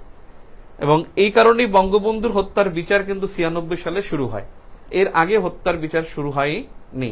কারণ সে বঙ্গবন্ধুকে যে হত্যা করেছে এটাকে একটা ইন্ডেমনিটির মাধ্যমে দায়মুক্তি করা হয়েছে, বাতিল করার পর তারপর তার হত্যার বিচার শুরু হয়। সংবিধানের সঙ্গে অন্তর্বর্তীকালীন সরকার সম্পর্কে লিখুন, এটা অনেকে বুঝেন না। এই অন্তর্বর্তীকালীন সরকার সম্পর্কে অনেকে বুঝে না, অর্থাৎ সরকারের শেষের 90 দিনটাই অন্তর্বর্তীকালীন সরকার। ইন্টারিম গভর্নমেন্ট শেষের 90 দিন থেকে শুরু হয়, ইন্টারিম গভর্নমেন্টটা শেষে 90 দিন থেকে শুরু হয়। এরা নতুন কোনো আইন করতে পারে না, এরা জাস্ট রুটিন কাজ করতে পারে। রুটিন কাজ, কোনো নতুন কোনো প্রকল্প পাস করতে পারে না, নতুন কোনো আইন করতে পারে না। তারা শুধুমাত্র মন্ত্রিসভার বৈঠক হবে এবং বৈঠকের ভিত্তিতে তারা শুধুমাত্র কি করবে, যে শুধুমাত্র বৈঠকের ভিত্তিতে তারা রুটিন ওয়ার্ক করবে, যে বেতন ভাতা দিবে, রুটিন ওয়ার্ক যেটা। নতুন কোনো আইন করা, নতুন কোনো প্রকল্প পাস করা, প্রকল্প অনুমোদন করা, এটা করতে পারবে না। আর এই 90 দিনের মধ্যে, শেষের 60 থেকে 90 দিনের মধ্যে, শেষের 30 দিনের মধ্যে যে কোনো একদিন নির্বাচন হবে, এবং নির্বাচন হবে তার 30 দিনের মধ্যে নতুন সরকার সব সংসদ অধিবেশনে অংশগ্রহণ করবে। নির্বাচনের পর 30 দিনের মধ্যে সংসদ অধিবেশন বসতে হবে, শপথ যখন পড়ুক। 30 দিনের মধ্যে সংসদ অধিবেশন না বসলে কিন্তু ওই পার্লামেন্ট ডিসলভ হয়ে যাবে, আবার ইলেকশন হবে। অর্থবিল এবং সম্পূরক বাজেট। অর্থবিলটা হলো বাজেট, কিন্তু ওয়ান কাইন্ড অফ অর্থবিল। আর সম্পূরক বাজেটটা হলো যখন বাজেট কাটছাট করতে হয়, ওটাকে সম্পূরক বাজেট বলে। সম্পূরকটা মানে হলো এক্সট্রা, ধরেন আপনার বলা হয়েছে যে জুন পর্যন্ত খরচ হবে 4,67,071 কোটি টাকা, দেখলো যে 77 কোটি টাকা লাগবে, তখন এই এক্সট্রা যে 6 কোটি টাকা লাগবে এটাকে সম্পূরক বাজেটের মাধ্যমে পাশ করতে হয়। এটা সম্পূরক বাজেটগুলো সাধারণত শেষের দিকে হয়, যেমন এখন হবে সম্পূরক বাজেট এই জুন মাসে পাশ হবে, কারণ সম্পূরক বাজেট জুন মাসের 30 তারিখ পর্যন্ত অর্থ বছর, দেখা যাবে এই 15-20 দিনের টার্ন আইন লাগে, তখনই সম্পূরক বাজেট পাশ করে পার্লামেন্টে। এমিকাস কিউরি সম্পর্কে বলুন, এটা তো বলছি, আদালতের বন্ধু, they are the learned persons on the textual issues. ওই ইস্যুতে তারা কিন্তু লার্নেড পারসন, তাদের কাছ থেকে সরকার কিছু হাইকোর্ট তারা সরকারের তাদের কাছ থেকে মতামত নিয়ে আইন প্রণয়ন বা আইনের সিদ্ধান্ত গ্রহণ করে। চেম্বার আদালতটা অনেকে আমরা বুঝি না। চেম্বার আদালতটা হলো অ্যাপিলেট ডিভিশনের যারা বিচারক, এরা যেখানে বসবে সেখানেই আদালত, এটাই চেম্বার আদালত। চেম্বার আদালত কিন্তু অনেকে দেখবেন, একবার আপনাদের কারো মনে আছে কিনা, 2013 সালের মে মাসে যখন আব্দুল কাদের মোল্লা, তাকে তখন ফাঁসি দেওয়া হয়নি, তখন কিন্তু একটা মুভমেন্ট হয়েছিল, এবং ওই মুভমেন্ট হয় যুদ্ধাপরাধের বিচারের। সেই মুভমেন্টের সময় কিন্তু আব্দুল কাদের মোল্লা কাদের মোল্লার ফাঁসি কিন্তু আবার ওই চেম্বার আদালত কি করে ওটাকে স্টে করে চেম্বার আদালত আবার কি করে মানে রায় দেয় যে ফাঁসির রায় দেয়। চেম্বার আদালত হলো যে রাত্রিবেলা দিয়েছে 12টার সময়, তিনি বেডরুমে থাকলে বেডরুম আদালত। একবার হয়েছিল কি যে এক বিচারক ইসে গেছিল আপনার ফেরিতে গেছিল, ফেরিতে একটা অনিয়ম দেখতে পাচ্ছে, তিনি ওখানে আদালত ঘোষণা করে তাকে শাস্তি দিয়ে দিচ্ছে। অর্থাৎ চেম্বার আদালত হলো এপিলেট ডিভিশনের বিচারক যেখানে থাকবে সেটাই চেম্বার আদালত। আন্তরিক অপরাধ ইমরান খান আর মনমোহন সিং এর কি কইছিল? ও ইমরান খান আর মনমোহন সিং এর কথাটা, ইমরান খান যে কাজটা করেছিল সেটা হলো ইমরান খানের যে দল তারা কিন্তু সংখ্যাগরিষ্ঠ আসন নিয়ে কিন্তু পার্লামেন্টে বসেছে, তারা কিন্তু নির্বাচনে জয়লাভ করছে মানে জয়লাভ করেই তারা সংসদে বসছে, কিন্তু তার দলের 6 জন সদস্য, তার দলের 3জন সদস্য তারা কিন্তু বিপক্ষে ভোট দিয়েছে।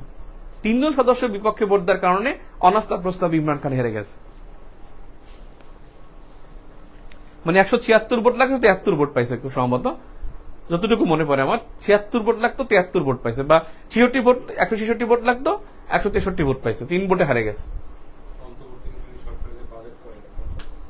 অন্তর্বর্তীকালীন সরকারের যে বাজেট করে সে বাজেটটা আগের সরকার করে নাই, ওই বাজেটটা আগের সরকার করে। বললাম না রুটিন ওয়ার্ক, আগের সরকারের সব রুটিন ওয়ার্ক তারা করবে। আন্তর্জাতিক অপরাধ ট্রাইব্যুনাল আইন এই 1973, ট্রাইব্যুনাল 1 ও দালাল আইন 1972, এই তিনটার মধ্যে পার্থক্য অনেক সময় আসতে পারে, কারণ এগুলো সাধারণত টিকার মধ্যে আসে। আন্তর্জাতিক অপরাধ ট্রাইব্যুনাল আইন 1973 সালে, এটা হলো যুদ্ধাপরাধ বিচারক সংক্রান্ত আইন, এটাই যুদ্ধাপরাধ বিচার সংক্রান্ত আইন, যুদ্ধাপরাধ বিচার আইন। আর ট্রাইব্যুনাল 1, আন্তর্জাতিক ট্রাইব্যুনাল 1, এটা গঠিত হয়েছে 2010 সালের 25 মার্চ গঠিত হয়েছে। এই ট্রাইব্যুনাল 1 যেদিন গঠন হয়েছে, এটা পার্লামেন্টে প্রস্তাব পাশ হয়েছিল এরকমের ফেব্রুয়ারি মাসে পার্লামেন্টে প্রস্তাব পাশ হয় যুদ্ধাপরাধ বিচারের আইন। যেদিন প্রস্তাবটা পাশ হয় দিন পার্লামেন্টে ছিলাম, সরাসরি পার্লামেন্টে প্রস্তাব পাশটা দেখেছিলাম, কারণ আমরা 7 সালে যুদ্ধাপরাধ বিচারের আমরা করেছিলাম, আন্দোলন করেছিলাম। আপনারা দেখবেন ঢাকা বিশ্ববিদ্যালয় ডাকসুর সামনে ধিক্কার স্তম্ভ আছে একটা, ওই ধিক্কার স্তম্ভ প্রতিষ্ঠাতা আমরা 8 বন্ধু। 2007 সালে আমরা 8 বন্ধু 2007 সালের 25শে মার্চ আমি, রফিকুল নাজিম এখন কবি ও প্লাস এটিও, সুমন, রিপন ও এটিও, আমরা 8 বন্ধু, মাহফুজে এটিও, ওরা মানে গ্রুপ দিয়ে এটি হয়েছে। কাস্টমস আছে 2 জন, মোমেন মাতাব্বর এবং অপু, ও 2 জন আছে কাস্টমসে। তা আমরা 8 বন্ধু মিলে আমরা এই ধিক্কার স্তম্ভ প্রতিষ্ঠা করেছিলাম 2007 সালের 25শে মার্চ, ডাকসুর সামনে যে ধিক্কার স্তম্ভ, আমরা তখন টিন দিয়ে করছিলাম। আর ওখানে ওটা উদ্বোধন করেছিল হলো সেক্টর কমান্ডার্স ফোরাম 2007 সালে। সেক্টর কমান্ডার্স ফোরামে তখন 7 জন সদস্য জীবিত ছিল, এখন তো মনে হয় 2 জন আছে, 7 জন জীবিত ছিল। এবং ওটা উদ্বোধন করেছিল মিনি রহমান, বিশিষ্ট মতিউর রহমানের স্ত্রী। আবার 7 সালে আমরা দেখেন এদের ইমরান সরকারটা তো আন্দোলন করেছে 13 সালে, 13 সালে, আমরা 7 সালে আন্দোলন করেছিলাম। এই কপালে তখন আমরা সেকেন্ড ইয়ার থার্ড ইয়ারে পড়ি, এই প্রথম দেয়ালিকা আপনারা দেখবেন একেবারে ওই আইএমএল এর পিছনে লাইব্রেরি কর্নার থেকে একেবারে ডাকসু পর্যন্ত যে ওয়ালটা, এই পুরো ওয়ালটা 71 পত্রিকা দিয়ে আমরা দেয়ালিকা করছিলাম লেমিনেটিং করে।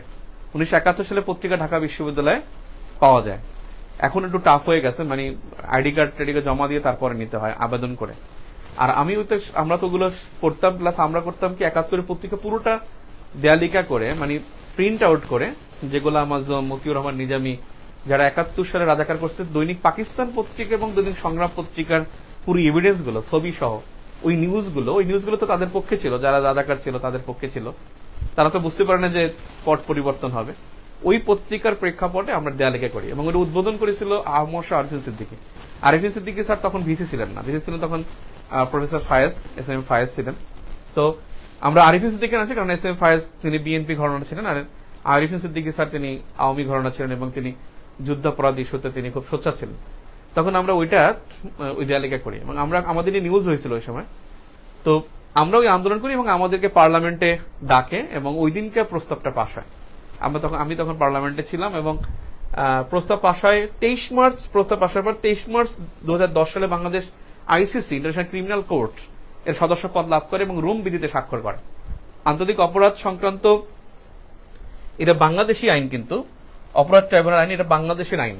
আর আন্তর্জাতিক যে আইন তার নাম হচ্ছে রোম স্ট্যাটুট 1998, আর ওইটা স্বাক্ষর করে 23 মার্চ, আর 2 দিন পরই আন্তর্জাতিক অপরাধ ট্রাইব্যুনাল অ্যাক্ট প্রতিষ্ঠা করা হয়। এই আন্তর্জাতিক অপরাধ ট্রাইব্যুনাল কিন্তু আইসিসির একটি ট্রাইব্যুনাল হিসেবে কাজ করছে। সেখানে বাংলাদেশি আইন এইটা, আন্তর্জাতিক আইন ছিল রোম বিধি বা রোম স্ট্যাটুট। আমি ইন্টারন্যাশনাল অ্যাফেয়ার্স ওটা পড়াবো ইনশাল্লাহ। দালাল আইন 1972, এটা হলো বঙ্গবন্ধুর একটা আইন, বঙ্গবন্ধু সরকার আইন করছে, যারা 1971 সালে যারা যুদ্ধাপরাধীর ইয়া করেছে, এদেশীয় দোসর ছাড়া অন্যদেরকে মুক্তি এবং দায় মুক্তি করার জন্য 72 সালে দালাল আইন হয়। এবং দালাল আইনের মাধ্যমে যারা দেশীয় দোসর তাদেরকে মুক্তি দেওয়া হয়নি। তবে বঙ্গবন্ধু এই আইনের মাধ্যমে পাকিস্তানিদের দায় মুক্তি দিয়েছেন। তবে দায় মুক্তি দেওয়ার ক্ষেত্রে তিনি 3টা কন্ডিশন দিয়েছিলেন। ওই কন্ডিশন 3টা কিন্তু অনেকেই আলোচনা করে না, বা অনেকে একটা সময় তো দালাল আইন বা যুদ্ধাপরাধের ইস্যুটা কিন্তু খুব কন্ট্রোভার্সিয়াল ছিল। এটা নিয়ে প্রচুর ডিবেট হয়েছে, অনেক ডিবেট হয়েছে, এটা নিয়ে বিতর্ক আমাদের বিশ্ববিদ্যালয়ে বিতর্ক হয়েছে যে 43 বছর পর, ওই যে 71 সালে মুক্তিযুদ্ধ, আর 71 সালে মুক্তিযুদ্ধ 29 আর 7, 36, 37 এবং 43 পর্যন্ত, মানে 43 বছর পর্যন্ত আমাদের মনে আছে যে আমাদের বিতর্ক করতে হয়েছে। হ্যাঁ, মানে ব্যাপক আলোচনা হয়েছে এটা নিয়ে। 16 সালে মনে হয় 14 সালে হলো 43 বছর। এবং ওই সময় আমরা বিচারক ছিলাম ইউনিভার্সিটিতে, অনেক মানে ডিবেটের বিচারক আমরা ছিলাম। তো বেসিক্যালি এটা নিয়ে অনেক কন্ট্রোভার্সি হয়েছে, এটা কি আন্তর্জাতিক আইন অনুসরণ করে কিনা, করবে কিনা, এটা নিয়ে অনেক কথাবার্তা হয়েছিল। এখন এটা বিষয়টা কিন্তু অনেক সীমিত, কারণ এখন যুদ্ধাপরাধ ইস্যুটা অনেকটা একেবারে ডিপ হয়ে গেছে, এখন আলোচনায় নাই। তো দালাল আইন 1972 এখানে বঙ্গবন্ধু একটা কথা বলছিল, মানে ব্যাপারটা কি, ব্যাপারটা হলো যে পাকিস্তানি যে 93,000 সৈন্য আত্মসমর্পণ করছে বাংলাদেশে, এবং তারা কিন্তু বাংলাদেশে বন্দী হওয়ার কথা না, কারণ ইন্টারন্যাশনাল কোন ক্রাইম ফ্ল্যাগ স্টেটের আইনে হবে। ফ্ল্যাগ স্টেট মানে যেখানে অপরাধ হবে ওই দেশটা, ওই ভূখণ্ডটা কোন দেশে অবস্থিত, এবং সেই দেশের আইনে বিচার হবে। এখন দেখেন, বাংলাদেশে যদি মার্কিন দূতাবাসের গাড়িতে বসা একজন ইরানি নাগরিক কুয়েতি নাগরিককে হত্যা করে, তার বিচার কিন্তু বাংলাদেশে আইনে হবে না, কারণ মার্কিন দূতাবাসের গাড়িতে হয়েছে, মার্কিন রাষ্ট্রদূতের গাড়িতে হয়েছে। তাহলে মার্কিন রাষ্ট্রদূতের গাড়িতে তো ওখানে ফ্ল্যাগটা কার? যুক্তরাষ্ট্রের, তাহলে আইনটা হবে যুক্তরাষ্ট্রের আইনে বিচার হবে। তাহলে বাংলাদেশের আইনে বিচার হওয়ার কথা 93,000 সৈন্য, কিন্তু এদেরকে অরক্ষিত বাংলাদেশে রাখা যায়নি, কারণ ওই সময় 93,000 সৈন্যকেই অরক্ষিত বাংলাদেশে রাখা যায়নি, কারণ বাংলাদেশের মুক্তিযোদ্ধার হাতে অস্ত্র ছিল, তারা অস্ত্র জমা দেয়নি। এবং 11 জনকে কিন্তু আত্মসমর্পণের পরপর মেরে ফেলছে। 11 জন পাকিস্তানি হানাদারকে আত্মসমর্পণের পরপর যখন শাহবাগ থেকে প্রথম জিপ যায়, প্রথম জিপে মেরে ফেলছে। তখন ইন্ডিয়ান আর্মি তাদেরকে কি করে, রেস্কিউ করে ইন্ডিয়া নিয়ে যায়। আপনারা দেখবেন মুজিবনগর সরকার কিন্তু মুজিবনগর সরকার কিন্তু স্বাধীন হয়েছে 16 ডিসেম্বর, মুজিবনগর সরকার কিন্তু বাংলাদেশে আসছে কিন্তু 22 ডিসেম্বর। তাহলে এখান থেকে, কলকাতা থেকে এখানে 7 দিন লাগে না। কেন লাগে? কারণ ওখানে তারা থেকে এদেরকে রিপেট্রিয়েট করে ইন্ডিয়ায় রেখে তারপরে তারা আসছে। এবং তখন বঙ্গবন্ধুকে বলছে যে এই 93,000 সৈন্যের মধ্যে যারা কমান্ডার, 1100 জন কমান্ডার, তারা যুদ্ধাপরাধের বিচার, মানে যুদ্ধাপরাধ করেছে, অর্থাৎ মানবাধিকার লঙ্ঘন করেছে। তখন তার যুদ্ধাপরাধ আইন ছিল না, ছিল UDHR, universal declaration of human rights 1948। 1948 সালের তারা মানবাধিকার আইন ভঙ্গ করেছে, ক্রাইম এগেইনস্ট হিউম্যানিটি, মানবতা বিরোধী অপরাধ করেছে, রেপ করেছে, আর্সন করেছে, মানে অগ্নিসংযোগ করেছে, আর টর্চার করেছে। 4টা অপরাধ, যুদ্ধাপরাধ, ক্রাইম এগেইনস্ট হিউম্যানিটি, মানবতা বিরোধী অপরাধ, রেপ, আর্সন মানে অগ্নিসংযোগ, আর একটা হলো টর্চার। এই torture, crime against humanity, rape, arson, এবং 1100 জন কমান্ডারকে এখানে কি করা হয়, অপরাধী হিসেবে মানে করা হয়, মানে অভিযুক্ত করা হয়। এর মধ্যে 195 জনকে একেবারে কনভিক্টেড, 1100 জন কমান্ডারের মধ্যে কনভিক্টেড মানে 195 জন, 1100 জন কমান্ডার, তার মধ্যে 195 জনের কনভিক্টেড। তখন বঙ্গবন্ধু বলছে তাদেরকে আমি মুক্তি দেব 3টে শর্তে। এক, আমার 3.5 লাখ বাঙালি ওখানে আটক আছে, তাদেরকে মুক্তি দিতে হবে, কারণ পশ্চিম পাকিস্তানে আটক করে নিয়ে গেছে, পশ্চিম পাকিস্তানে অনেক কর্মরত ছিল, তাদেরকে মুক্তি দিতে হবে। এবং এরশাদ, হোসেন মোহাম্মদ এরশাদ কিন্তু 3.5 লাখের মধ্যে ছিল। 2, পাকিস্তান বাংলাদেশকে স্বীকৃতি প্রদান করবে। 3, জাতিসংঘের সদস্য পদের ক্ষেত্রে বাংলাদেশ সদস্য পদের আবেদন করে পাকিস্তান অনাপত্তি জানাবে। এই 3টি শর্ত দিয়ে দালাল আইনের মাধ্যমে সিমলা চুক্তিতে পাঠায় হলো বঙ্গবন্ধু, এবং এই 3টি শর্ত মেনে নিয়ে তারপর পাকিস্তান ওদেরকে নিয়ে যায় এবং আমাদের 2.5 লাখ বাঙালি তাৎক্ষণিকভাবে 2.5 লাখ বাঙালিকে মুক্তি প্রদান করে। এই দালাল আইন একটু এইটার মধ্যে দালাল আইন সংক্রান্ত বিষয়ে এটা স্টাডি করতে হবে। আর এগুলো কোনো ব্যাপার না, সংশোধনী এগুলো আপনারা পারবেন। আদালত দ্রুত বিচার ট্রাইব্যুনাল আর পারিবারিক আদালত। দ্রুত বিচার ট্রাইব্যুনাল এটা লাগবে, 2002 সালে যে ট্রাইব্যুনালটা গঠিত হয়েছে, আর 1985 সালে হয়েছে পারিবারিক আদালত। পারিবারিক আদালত এখানে 4টা বিষয় আছে পারিবারিক আদালতে। আর দ্রুত বিচার ট্রাইব্যুনাল এটা 2002 সালে হয়েছে, কিন্তু এটা এখন আর নাই, এই জন্য এটা পরীক্ষা আর আসবে বলে মনে হয় না। তফসিল 5ম, 6ষ্ঠ, 7ম এই 3টা তফসিল মাস্ট পড়তে হবে। একটা 7 মার্চের ভাষণ, 26শে মার্চের স্বাধীনতার ঘোষণা, আর প্রোক্লেমেশন অফ ইন্ডিপেন্ডেন্স 10 এপ্রিলের স্বাধীনতার ঘোষণাপত্র। ওকে, কটা বাজে? 10:49। আমরা এখন আমাদের কোনো সমস্যা নাই। নবম অধ্যায় বাংলাদেশের বৈদেশিক নীতি। একটা কথা বলি ভাই, নবম অধ্যায় 14দশ অধ্যায়, এই কথাটা লিখে নেন, এই কথাটা লিখে নেন। হ্যাঁ, আরে পরে কি যে একটা ভেজাল।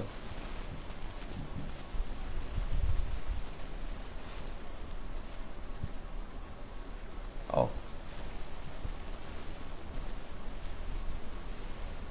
ঢঙের শেষ নাই বুঝছেন।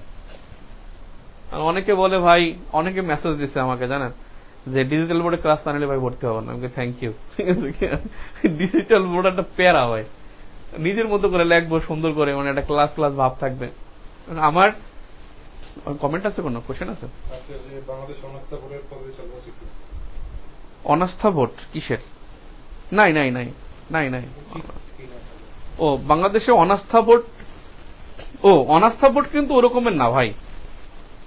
অনাস্থা ভোট কি দেখেন, ধরেন প্রধানমন্ত্রী একটা প্রস্তাব দিচ্ছে, অনাস্থা কি জানেন? অনাস্থা কিন্তু কোনো সংবিধানে লেখা থাকে না, কোনো সংবিধানে অনাস্থা ভোট লেখা নেই। ব্যাপারটা হলো কি, বলেন প্রধানমন্ত্রী বলছে আগামীকালকে মশার ওষুধ দেয়া হবে না, প্রস্তাব দিয়েছে যে এই বছর কোনো মশার ওষুধ দেওয়া হবে না, প্রধানমন্ত্রী বলল একটা প্রস্তাব। এই প্রস্তাব যদি পার্লামেন্টে ডিসলভ হয়, পাশ না হয়, প্রধানমন্ত্রী পদ খারিজ। শেখ হাসিনা বা প্রধানমন্ত্রী যদি কোনো প্রস্তাব পার্লামেন্টে দেয়, ওই প্রস্তাব যদি পার্লামেন্টে পাশ হতে ব্যর্থ হয়, তাহলেই তার অনাস্থা হয়ে যাবে, বা তার প্রতি আর আস্থা নেই। আপনার মনে আছে কিনা একটা জিনিস দেখেন, এটা পার্লামেন্টারিয়ান গভর্নমেন্ট, এটাই পার্লামেন্টারিয়ান গভর্নমেন্টের সিস্টেমই এটা। আপনাদের মনে আছে কিনা 2016 সালে 23 জুন যখন একটা দিছিল ডেভিড ক্যামেরুন যে প্রস্তাব দিয়েছিল যে ব্রেক্সিট, তিনি বলছিল যে ব্রেক্সিট ব্রিটিশ এক্সিট। তিনি বলছেন যে ব্রেক্সিট যদি পাস হয়, তাহলে এই প্রস্তাবটা ছিল যে, তার প্রস্তাব ছিল ব্রেক্সিটের বিপক্ষে, যে ব্রেক্সিট পাস না হলে তিনি থাকবেন। ডেভিড ক্যামেরন, যিনি এখন বর্তমান ঋষি সুনাক সরকারের মানে ফরেন মিনিস্টার, এখন যিনি ব্রিটিশ প্রধান পররাষ্ট্রমন্ত্রী, তিনি কিন্তু ওই সময় প্রধানমন্ত্রী ছিলেন। সে ডেভিড ক্যামেরন, তিনি কিন্তু প্রস্তাব দিয়েছিলেন ব্রেক্সিটের বিপক্ষে, কিন্তু ব্রেক্সিট পাস হয়ে গেছে, ডেভিড ক্যামেরন ওখান থেকে ক্ষমতা ছাড়তে বাধ্য হয়ে গেছে। প্রধানমন্ত্রী কোনো প্রস্তাব পাস হতে ব্যর্থ হলেই তার প্রতি যে পার্লামেন্টের আস্থা নাই, এটাই প্রমাণ করে জনগণের আস্থা নাই, এবং তখন তার সরকার পতন হয়ে যাবে। অনাস্থা এটা। আচ্ছা, এবারে আমি আপনাকে যেটা বলবো, এই চ্যাপ্টার 9 এবং হলো চ্যাপ্টার 14, এই দুইটা অধ্যায় পড়ার কোনো দরকার নেই। আর আপনার যখন পরীক্ষা বাংলাদেশ এবং ইন্টারন্যাশনালের পরীক্ষা হবে, আমি বাংলাদেশ পরীক্ষা হলো বলি যে আগে প্রবলেম সলভিং পড়ুন বেসিক ভিউ থেকে, প্রবলেম সলভিং এর 7ম অধ্যায় পড়ুন, বাংলাদেশ পরীক্ষা হলো।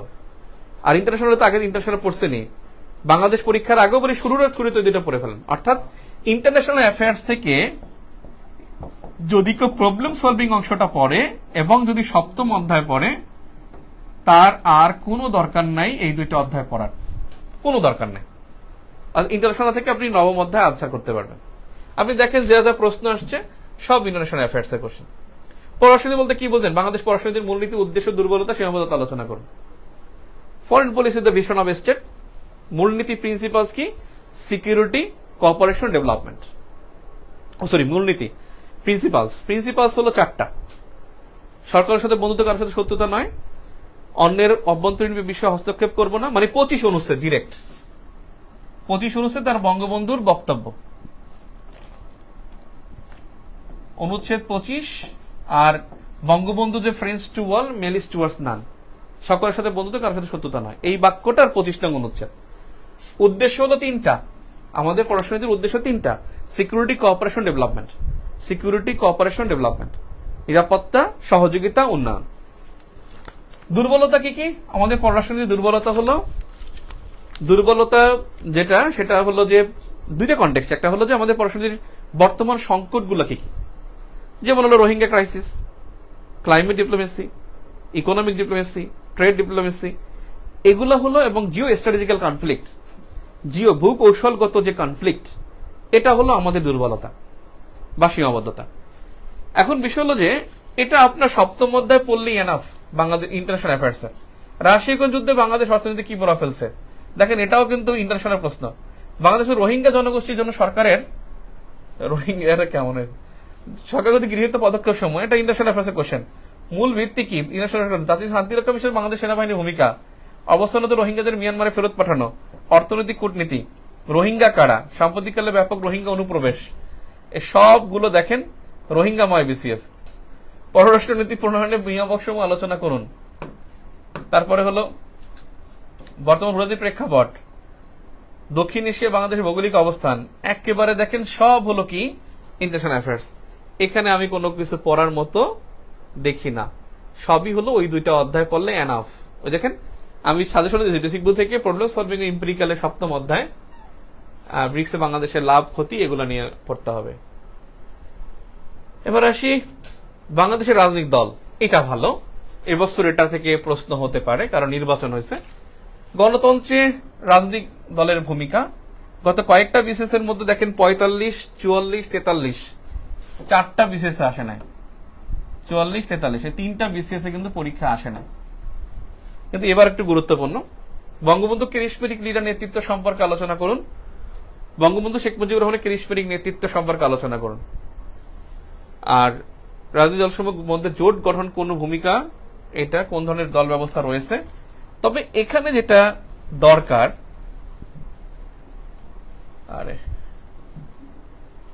এখানে আমি আপনাকে যেটা পড়তে বলবো,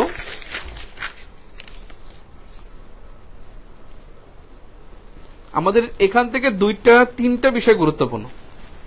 একটা হলো পলিটিক্যাল পার্টির নিবন্ধন, রাজনৈতিক দলগুলোর নিবন্ধনের শর্ত, রাজনৈতিক দলগুলো নিবন্ধনের শর্ত, এটা একটা প্রশ্ন। একটা হলো যে বিরোধী দলের ভূমিকা, কারণ আমাদের এই দুইটা সংকট রয়েছে। বিরোধী দলের ভূমিকা, আপনারা জানেন কিনা যে আমাদের নিবন্ধন থাকবে না যদি পরপর দুটি নির্বাচনে যদি কেউ অংশগ্রহণ না করে। বিএনপি কিন্তু 2014 ইলেকশনে অংশগ্রহণ করে নাই, 2019 কিন্তু 18 নির্বাচনে অংশগ্রহণ করছে, আবার 24 নির্বাচনে কিন্তু অংশগ্রহণ করে নাই। কিন্তু যদি কে বলতে পারেন পরবর্তী নির্বাচন 2024 হবে না 28 হবে? দেখি পারেন কিনা, একটা কমেন্ট করেন তো দেখি। পরবর্তী নির্বাচন 2024 নাকি 2018 হবে, আর 28 হবে? 24 নাকি 28? কে বলতে পারেন? 2024 হবে নাকি 2028 হবে? সরি, 2028 নাকি 2029? পরবর্তী নির্বাচন 2028 হবে নাকি 2029 হবে? কমন সেন্স দেখি, কমেন্টটা দেখি। উমা, আমি দেখি একটু আমার রিটেন প্রার্থীরা কি কমন সেন্স নিয়ে আছে। একজন বলছেন 2028, না 24 না, আমি অপশনটা ঘুরাই দিচ্ছি, 28 নাকি 29 পরবর্তী নির্বাচন। সাদি মোহাম্মদ সাইফুল্লাহ বলছে 28, আমার অপশন দেখে বলছে যে ইচ্ছা আওয়ামী লীগ। সাদি ভালো কথা বলছে, তারিখের সময় বলছে 29। একটা বিষয় হলো জোর সংখ্যার নির্বাচনে আওয়ামী লীগ হারে না, ঠিক আছে? এটা হচ্ছে আওয়ামী লীগের একটা কুসংস্কার। 96 নির্বাচনে হারে নাই, হয়ে গেল। আওয়ামী লীগ দেখেন 1996 সালে কিন্তু আওয়ামী লীগ জয়লাভ করছে, 2001 নির্বাচনে আওয়ামী লীগ পরাজিত, 2008 নির্বাচনে আওয়ামী লীগ জয়ী, 2014 সালে নির্বাচনে আওয়ামী লীগ জয়ী, 2018 সালের নির্বাচনে আওয়ামী লীগ জয়ী, 24 সালের নির্বাচনে আওয়ামী লীগ জয়ী।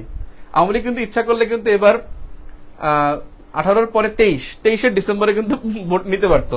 তারা কিন্তু ইচ্ছা করে 24-এ নিয়ে গেছে, বুঝছেন? কারণ এরা তাদের একটা কুসংস্কার যে তারা জোর সংখ্যার নির্বাচনে হারে না। 1991 নির্বাচনে কিন্তু তারা হেরে গেছে, বুঝছেন? 70 নির্বাচনে তারা জয়লাভ করছে। 73 নিয়ে তো আর বলার দরকার নাই। 70 নির্বাচনে কিন্তু তারা জয়লাভ করেছে, ঠিক আছে? তার মানে 70 সবগুলো জোর সংখ্যা কিন্তু আওয়ামী লীগ জয়লাভ করছে, কিন্তু বিজয় সংখ্যা যখন নির্বাচন তখন 79 নির্বাচনে আওয়ামী লীগ হারছে, 79-তে হারছে, 83-তে হারছে। বুঝেন না ব্যাপারটা? মানে এটা হয়েছে আওয়ামী লীগ। এই জন্য সাদি বুঝতে পারছে মনে হয় গেমটা, গেমিংটা খুব চমৎকার তার। আপনি একটা বিষয় হলো আওয়ামী লীগের ইতিহাস দেখবেন 1949 থেকে, আপনি দেখবেন আর মনে করেন মানে টাসকি খাবেন যে কি জিনিস, অন্যরকম জিনিস এরা। এবং যারা আওয়ামী লীগকে চিনে, আওয়ামী লীগ থেকে যারা বের হয়ে গেছে তারা জানে যে আওয়ামী লীগ কি। এরা আবার আওয়ামী লীগের সাথে পাঙ্গা নেয় না, খাটা জমের খাটা যারা। 72-এ বঙ্গবন্ধু শর্ত দেয় বাংলাদেশ স্বীকৃতির জন্য, পাকিস্তান স্বীকৃতি 74 সালে। শর্ত কি? শর্তের হলো প্রথমেই তারা মানে 2.5 লাখ বাঙালিকে মুক্তি দিয়েছে, এবং তারা তো ওই সিমলা অ্যাকর্ডে তো তারা স্বাক্ষর করেছে, স্বাক্ষর করেই তো তারা নিয়েছে, তার ওই অনুসারেই তো তারা 74 সালে স্বীকৃতি প্রদান করে। আর তারা কিন্তু একটু লেংদি করছে 73-এর ইদানে, 74 সালে কিন্তু ওই যে লেংদি করছে সেজন্য কিন্তু বঙ্গবন্ধু কিন্তু ওআইসি সম্মেলনে যাইতে চায়নি। এরপর সোমালিয়ার পররাষ্ট্রমন্ত্রীর নেতৃত্বে লাহোরে অনুষ্ঠিত হয় ওআইসি সম্মেলন।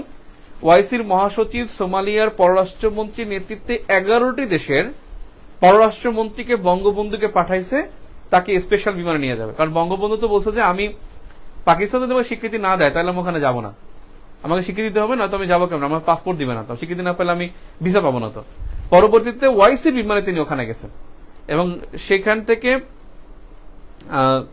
22 ফেব্রুয়ারি মনে হয় পাকিস্তান আমাদেরকে স্বীকৃতি প্রদান করছে, না 19 ফেব্রুয়ারি আর 22 ফেব্রুয়ারি হলো সম্মেলন হয়েছে, 19 ফেব্রুয়ারি স্বীকৃতি প্রদান করছে, ঠিক আছে? তো এরপরে কিন্তু আপনি জানেন বঙ্গবন্ধু কি জিনিস, তিনি কিন্তু এই যে ভুট্টো, এই ভুট্টোকে কিন্তু ওই 74 সালে বাংলাদেশে নিয়ে আসছে।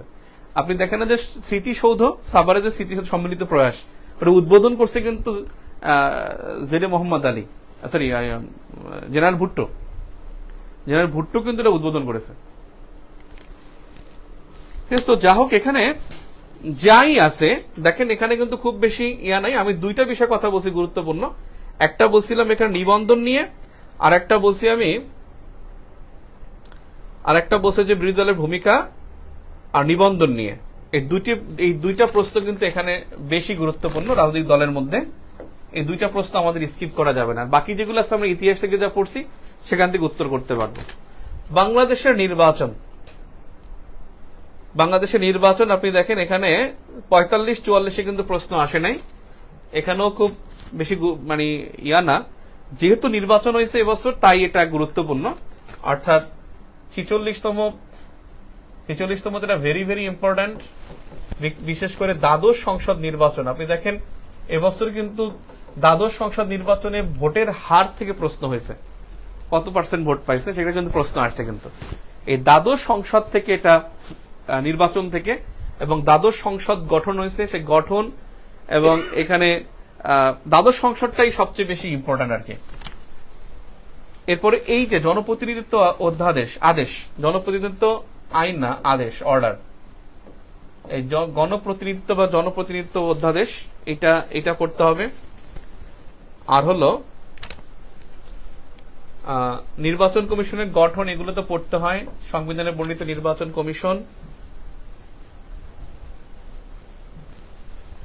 কমিশনের ভূমিকা ভালো। সুষ্ঠু নির্বাচন নিশ্চিত করতে পর্যবেক্ষণ, এটা অবশ্যই ভালো।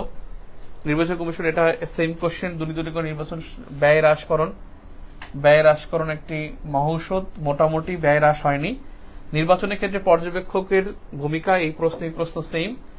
বাংলাদেশ নির্বাচন কমিশন কিভাবে গঠিত হয়, এর প্রধান কাজ কি, একেবারে 118 থেকে 126 অনুচ্ছেদ একবার রিডিং দিয়ে ফেললে সুন্দর হবে।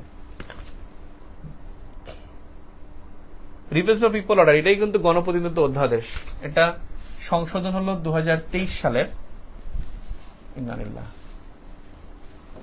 2023 সালের সংশোধন গুরুত্বপূর্ণ। কটা বাজে? 11টায় রিটেন ক্লাসটা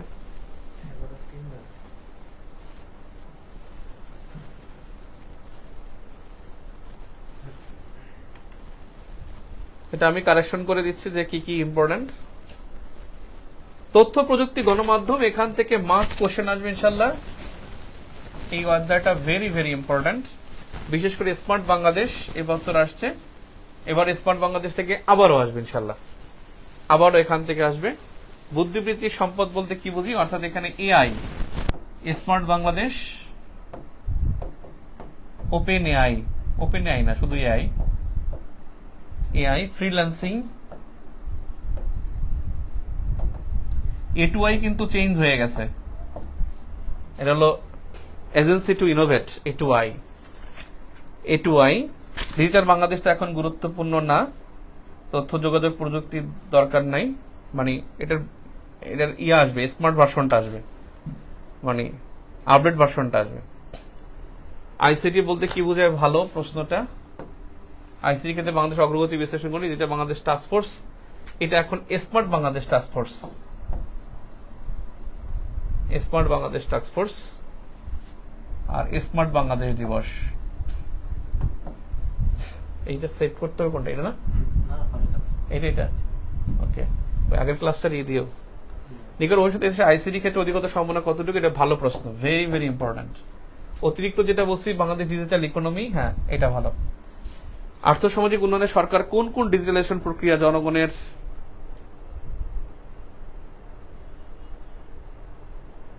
সকল ডিজিটালাইজেশন প্রক্রিয়া জনগণের কাছে নিয়েছে নাকি, তা দেখতে হবে। সুশীল সমাজের ভূমিকা উল্লেখ করুন, এটা এখানের প্রশ্ন না। ই টেন্ডারিং বলতে কি বলতে, বাংলাদেশ কখন ই টেন্ডারিং ব্যবস্থা চালু করা হয়েছে, এটা ভালো। তবে ই টেন্ডারিং না, ই গভর্নমেন্ট, দেখেন এবার কিন্তু গতবারও কিন্তু ই গভর্নমেন্ট আসছে। ই গভর্নমেন্ট ভেরি ভেরি ইম্পর্টেন্ট। ই গভর্নমেন্টের মধ্যে সবগুলো চলে আসবে, ই টেন্ডারিং, ই কমার্স, ই সংক্রান্ত যা আছে, ই লার্নিং, ই বুক, ই জিপিপি, এগুলো সব, ই ব্যাংকিং, ই চলে আসবে। ই গভর্নমেন্টের মধ্যে সবগুলো ই চলে আসবে। আর ই গভর্নেন্স অফ বাংলাদেশ, অর্থাৎ আপনার এখানে যে বিষয়টা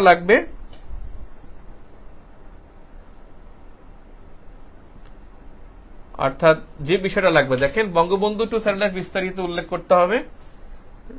ডিজিটাল স্মার্ট বাংলাদেশের পার্থক্য, স্মার্ট বাংলাদেশের বিস্তারিত, স্মার্ট ইকোনমি, ডিজিটাল অর্থনীতি গতি প্রকৃতি। এর পাশাপাশি লাগবে A2I ফ্রিল্যান্সিং, আর একটা হলো ই গভর্নমেন্ট। বাংলাদেশের বেসরকারি চাপ সৃষ্টিকারী গোষ্ঠী, এখানে যেটা হলো যে এই জায়গায় সুশীল সমাজ, আপনারা যদি পারেন সপ্তম অধ্যায়টা পড়ে ফেলবেন, প্রিলির সপ্তম অধ্যায়, এটা পড়লে দেখবেন অনেক কাভার হয়ে যাবে, অনেক কাভার হয়ে যাবে। ওখান থেকে ওই যে চাপ সৃষ্টিকারী গোষ্ঠীগুলো এক জায়গাতে পড়বেন, ওই সবগুলো উঠাই তুলে যাবেন। পিলির পড়াটাই এখানে বেশ কাজে লাগে, আমিও পড়াবো পিলির মতোই পড়াবো এটা। এনজিওটা, এটা ভেরি ভেরি ইম্পর্টেন্ট, এনজিও কাকে বলে, এবং বাংলাদেশের যে INGOs, international non government organisation, এর ভূমিকাটাও এখানে দরকার। ঠিক আছে, যাক আজকে এই পর্যন্তই। নেক্সট ক্লাস অর্থাৎ আগামী শুক্রবারে ক্লাস, শুক্রবার আমাদের হলো সচিব স্যার যাবেন কুয়াকাটায়, তিনি আমাদেরকে ওখানে থাকতে বলছেন, আমি ফাঁকে ক্লাস নেওয়ার চেষ্টা করবো, যদি না পারি তাহলে শনিবার পোষায় দেবেন। তো ওই ক্লাস আমাদের মনে রাখতে হবে মুক্তিযুদ্ধ, এবং হলো আমি এখানে পরেই সপ্তম পঞ্চদশ অধ্যায় 16 অধ্যায় মুক্তিযুদ্ধ আছে। মুক্তিযুদ্ধ সংবিধান পরীক্ষা হবে শনিবার 25 তারিখে। এর আগে আমি শুক্রবারে ক্লাস না হওয়ার একটা আশঙ্কা আছে, তো শনিবারে হয়তো দেখা হবে বা শুক্রবার দেখার চেষ্টা করব। তো তখন আমি মুক্তিযুদ্ধ থেকে শুরু করব এবং সংবিধান দিয়ে শেষ করব ইনশাল্লাহ। তারপরে আমাদের শনিবারের পরীক্ষা। আজকে পর্যন্ত আল্লাহ হাফেজ। এটা দিয়ে দিও তোমাকে।